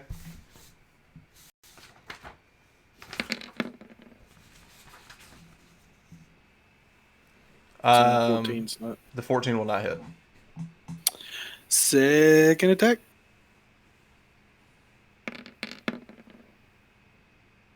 That will hit. Okay. I'm going to spend another key point. Try to stun it. Try to stun it. Nope. All right. So how much damage did you do? You did 5 for the piercing and another D6 for the hunter's mark. Yeah. So I still have a bonus action. Okay. So 8 total. Okay. All right. You stab it. You've drawn blood in the magical darkness. You just total blind sense. You're almost feeling that feel of going back to the monastery with having to blindfold fighting. It's exactly the same thing. So you're actually prepared for this. You're the only person here that's really keen in on this. You're able to stab it. Now with your bonus action, do you want to do anything?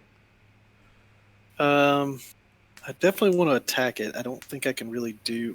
I'm not sure which of my abilities, honestly, of the ones that I use. I'm not sure if any of these racial ones are actions or bonus actions. They're all actions. They're all actions. Yeah, all those spells. Yeah. Okay. So I'll do all I can. Okay. I feel like this was a mistake. You're only down one person. You're actually doing pretty well. That's a miss. Yeah. That's a miss. Okay.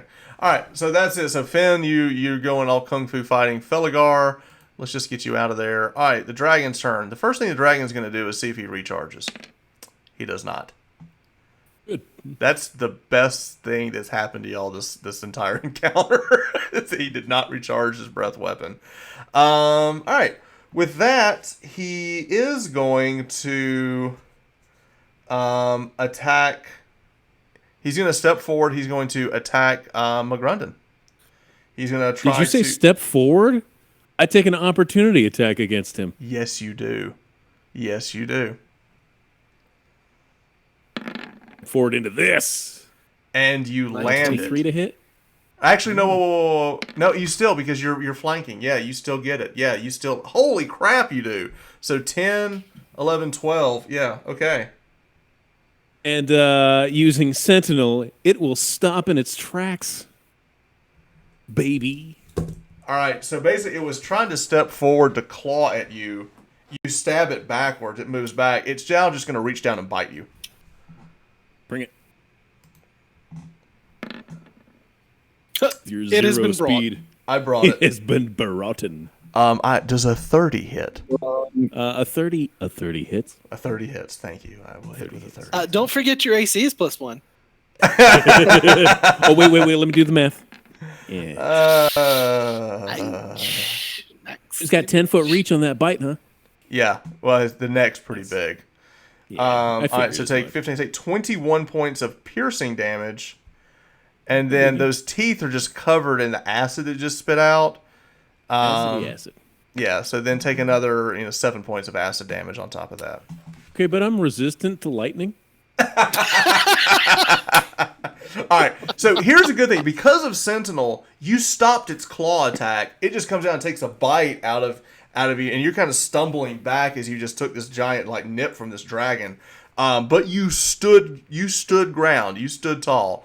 So you did manage. Really, it's more afraid of us than we are of it. This is true. All right, and with that, the dragon's turn is done. It is now McGrundon's turn to fight back. Question: how can we? Do we think that the darkness is a concentration type thing, or is there any way that we have of getting rid of this? I don't know. Is there? I don't know. I mean, I can cast it. I just don't know how to dissipate it. This is different. I don't know. That's our question. Is did it roll concentration when I hit it for 12 damage?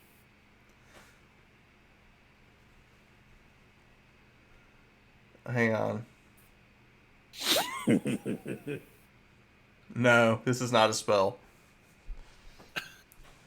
It's a layer action. Yeah. Okay. Okay. Well, that's a shame.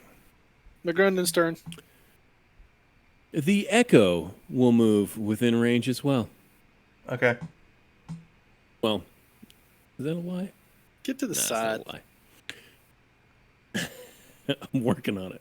I'm working on it. So I will roll. I will use the attack action, Okay. and I will also unleash. Incarnation. I will unleash incarnation. So that's that's gonna be- my first attack. And the first attack will hit. 22. Second attack. Whoops. Sorry. That's not with advantage. So 17. you don't have advantage. It's in darkness. It's in darkness. Oh, it's a straight attack. Correct. So the first one's the 18. The second one's the 13. So the first one hit. The second one did not. Now do your And Unleash the- Incarnation.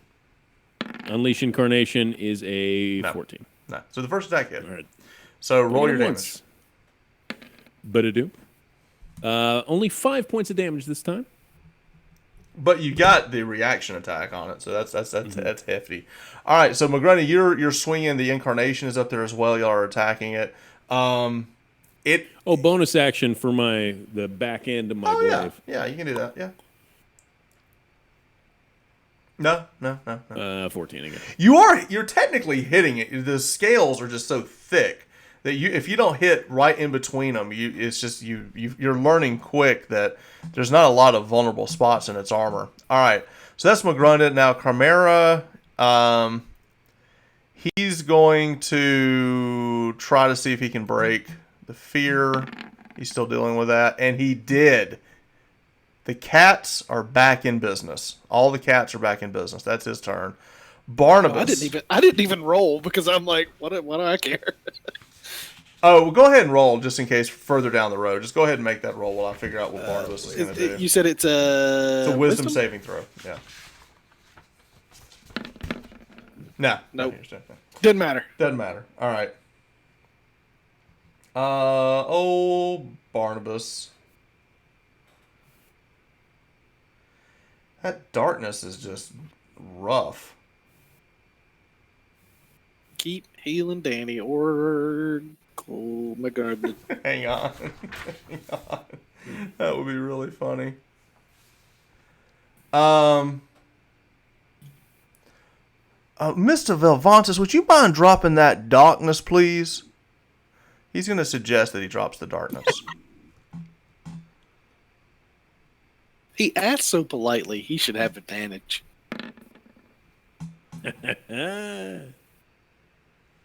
The dragon will oblige.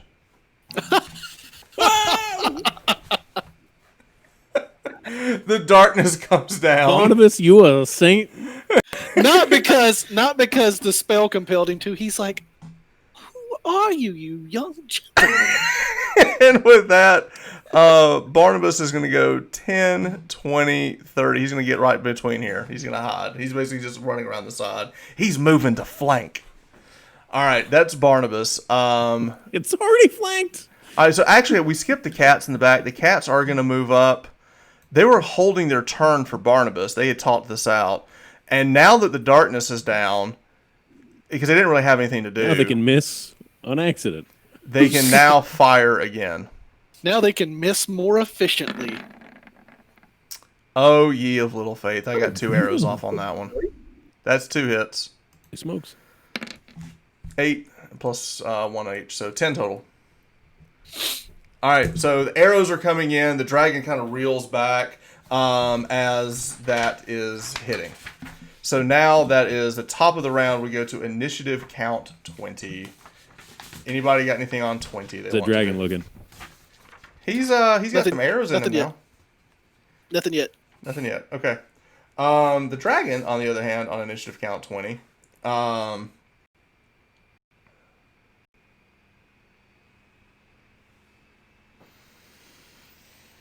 think we're going to skip on that. Okay. He's going to take a legendary action, and he's going to make a tail attack at the thing that's stabbing him in the butt. He's had enough of you. Get on out of here. 19 to hit. Oh man, I had 18 with my temporary. I mean, with my All right, so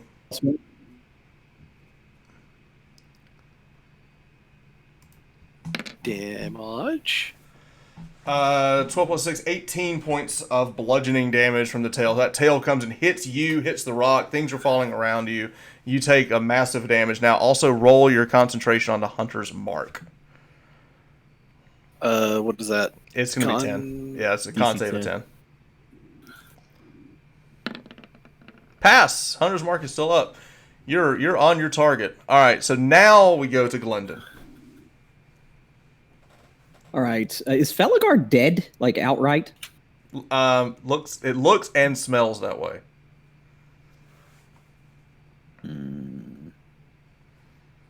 No, like no healing him will help. Basically, It looks. I forget how death works. He looks bad. He is a melted pile of cow. Your call, buddy. Oh, so he's like, there's no coming back. Your call, buddy. How much faith do you have in Maliki? I'll heal him if I can. I just don't know if he's like if I look at him, it's like certainly try. All right, let's do it. I'll roll up on him and see. I don't want to waste. Just Even have a mouth to pour a potion in. I'll lay on hands. How much? The pile. I mean, you can't heal a dead thing, so if it's dead, it just doesn't do anything. How much you want to get? Right. So 1. Yeah, I'll try it. I'll try it all. How much? All, My he boy. said. He said he will try it all. All? 20 or 25? I think I get what 20? You get 25 and that's 5 per level. Got 25 then. He's up. He's pumping all the faith of Maliki.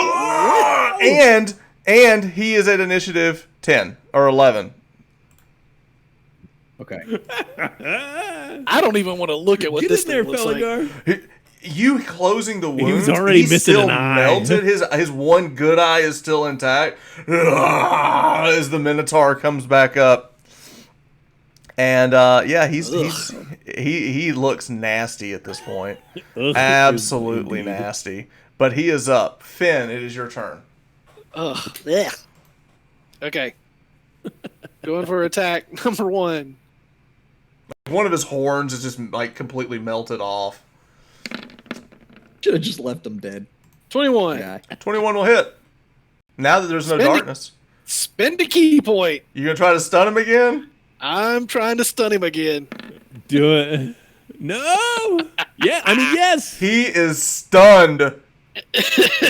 You jab that right where it needed to. Use it In the butthole. Right when it lifted You its just tail. ra- It lifted just- its tail to attack. It did. It lifted its tail to attack. It exposed a soft undercarriage. You stun it. It is completely stunned. How much damage are you gonna do? Holy crap! You just got to keep trying, man. Okay. So it did 9 plus 15. Okay. Yeah, you hit him. Real quick on the stunned condition. Yeah, he can't take an action. Everybody gets advantage on the attacks. All right. Attack rolls have advantage. Creature automatically fails strength and dexterity saving throws. So if you've got something, go for it. All right. Second attack. Okay. 20 will hit. 20. All right. So So that's 5 plus 6. 7. And Yeah. Okay. and the unarmed attack. Yep. Go for it. 21. Hit. Wow, man. The monk is going off. 4 plus. Another d6. So 7. Okay. All right, you stunned do it, I- and now you're just wailing on him at this point. Is there a maximum number of key points you can use in a round, or can you only use You one? can use everything you've got.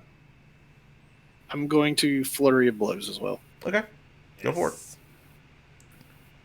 You've got him on the ropes. He's been stunned. I hit him 4 times. Yes, you did. 6 plus another d6 damage.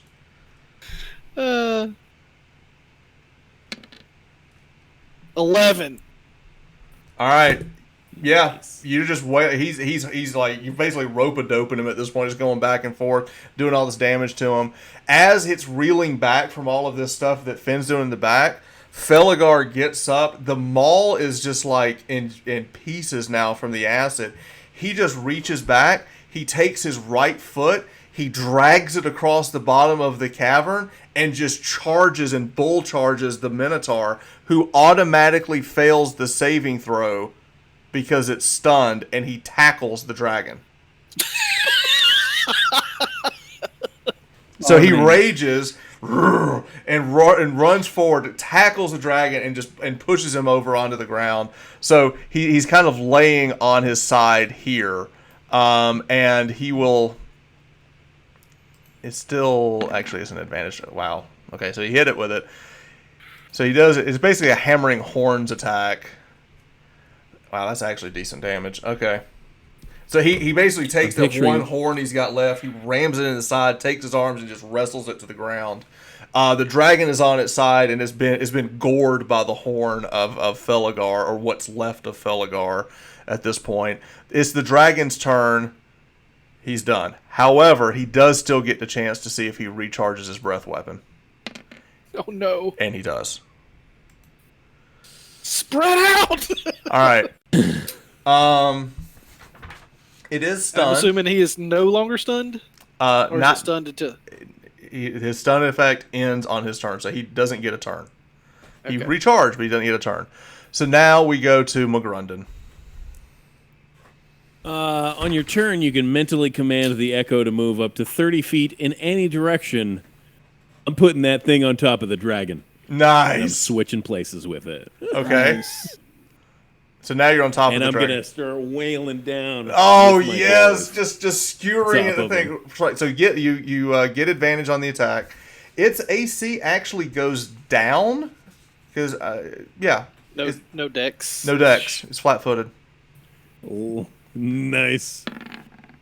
You have been mounted at 20. The first one will hit. A crit, ladies and gentlemen. Both attacks will hit. The back end of the glaive with my... Oh, no, I'm sorry. I used my bonus action to teleport. Right. So all right. But I will unleash Incarnation, and my Echo will attack from the ground nice. and hit the bottom of the neck. 21. All 3 attacks land. Right, so the first one... 3 attacks. Oh, I'm sorry, land. that's wrong. That's wrong. Ignore that. Okay. The first one Okay. is a 8. Okay. The second one was the crit. Right. That is going to be... Oof. I'm going to reroll both of those. Yes. So 14, 21, because it's a vicious glaive. Man, you're just cutting. You're just carving. Oh man. And then the Echo hits for 11 from the ground. All right, there's blood. You have basically ripped this thing open. There's scales falling apart. You're just ramming into it. It's exposed on the ground as you're just stabbing into it. It is now Barnabas's turn. Go ahead, Barnabas. Huh? I said go ahead, Barnabas. Barnabas is going to go. He automatically Yes, fails ended. dex saves, right? If he's still stunned. He didn't He's get a not turn stunned. before. Oh, yeah. So now he does, yeah. So he's going to make... I'm going to cast Guiding Bolt with Barnabas. He's on the ground. Yep, Guiding Bolt. So that's just an attack. Let's see if I can hit it. Oh, he may fail it because of Yeah. being prone. 22. Barnabas will hit. And Barnabas will do 11 points of damage. He is now, the entire nice dragon job, is Barnabas. shining, so everybody gets advantage, even if you don't already. And that is his turn. Carmera is going to run up. He's So basically- fast, right? He's fast. He's going to basically spend his entire turn, because he was still way back. He's going to spend his whole turn getting up there. And the archers are going to have to move in too, because y'all are all like crowding around at 10, 20. We need to spread out. They're moving in for the kill.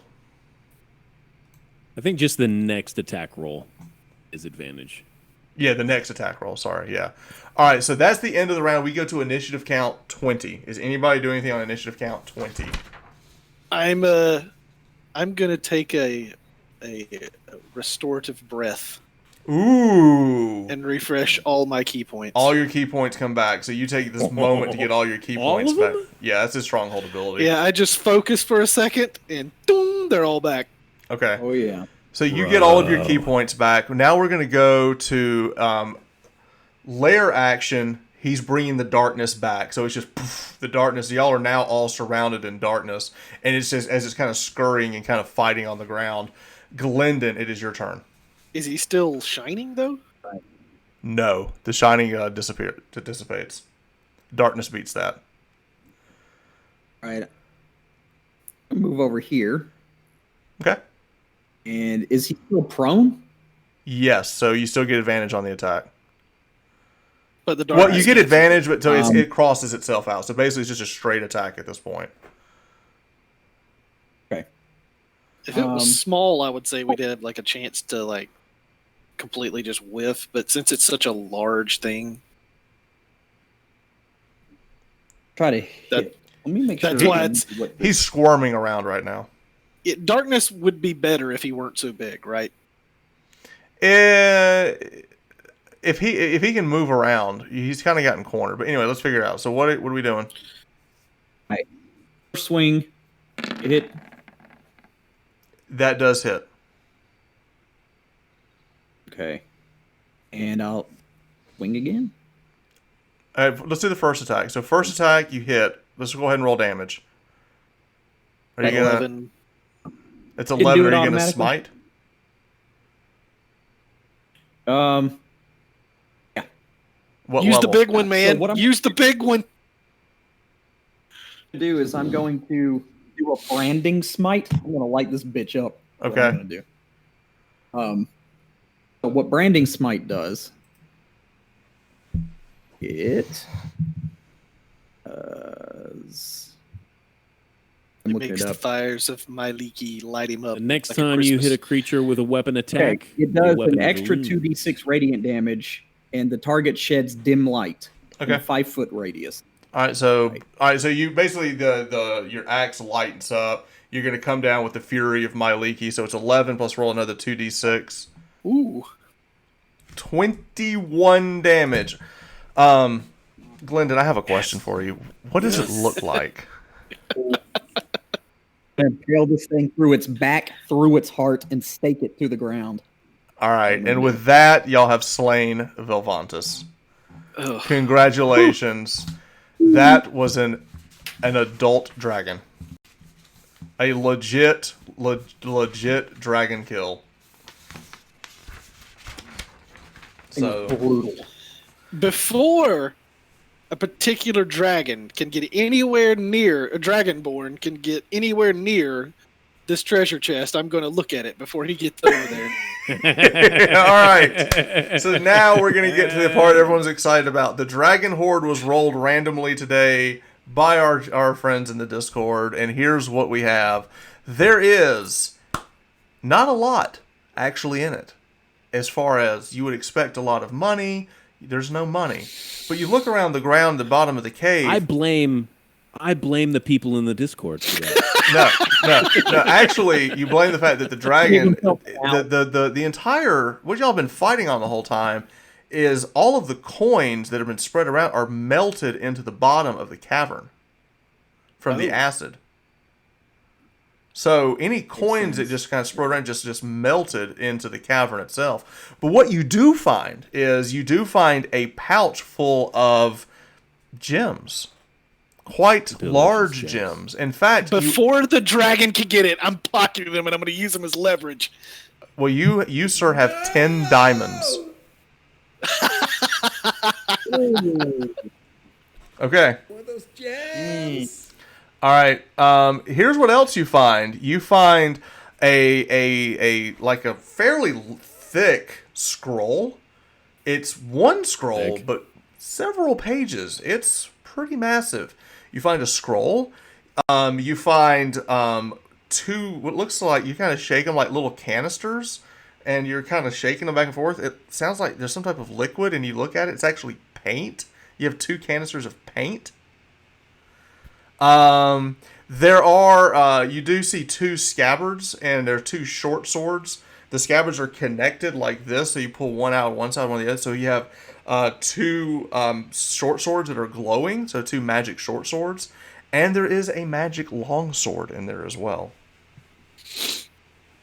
Interesting. For a minute there, until the swords, I was like, is this a dragon or is this my mom?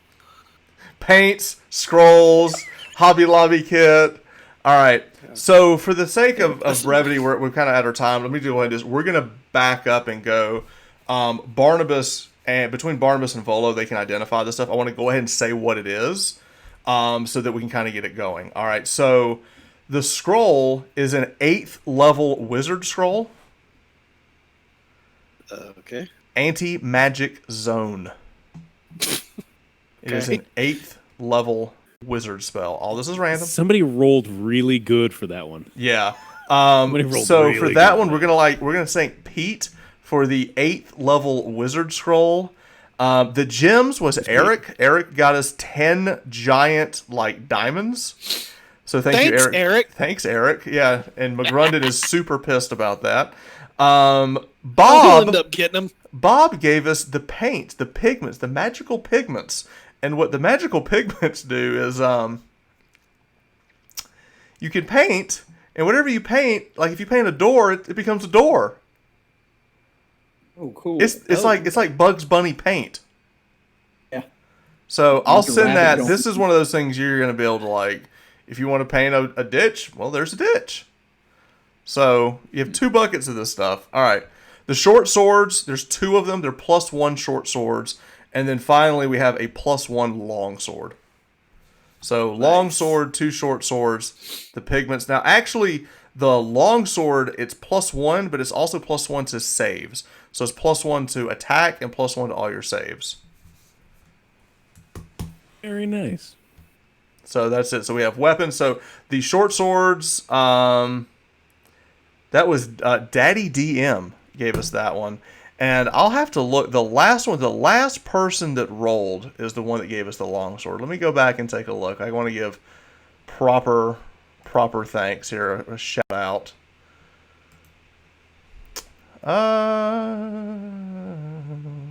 Mechanical Agony. I'm going to tell you right now, I don't care about them swords. I really don't care about the diamonds. I want that You paint. just want that paint, man. I'll trade you for the diamonds. All right, so with that, we'll pick up next week after our successful kill of Velvantis. We'll find out what condition Feligar is in, if any, at this point. Half melted. Ugly. He suffers from ugly. He's ugh. But y'all have successfully helped the Rakasta free the land of the tyranny of the dragon. So we'll pick up next week. So now y'all can successfully make your way towards the plateau in the middle of the island. So with that, we'll pick up next week. Thanks.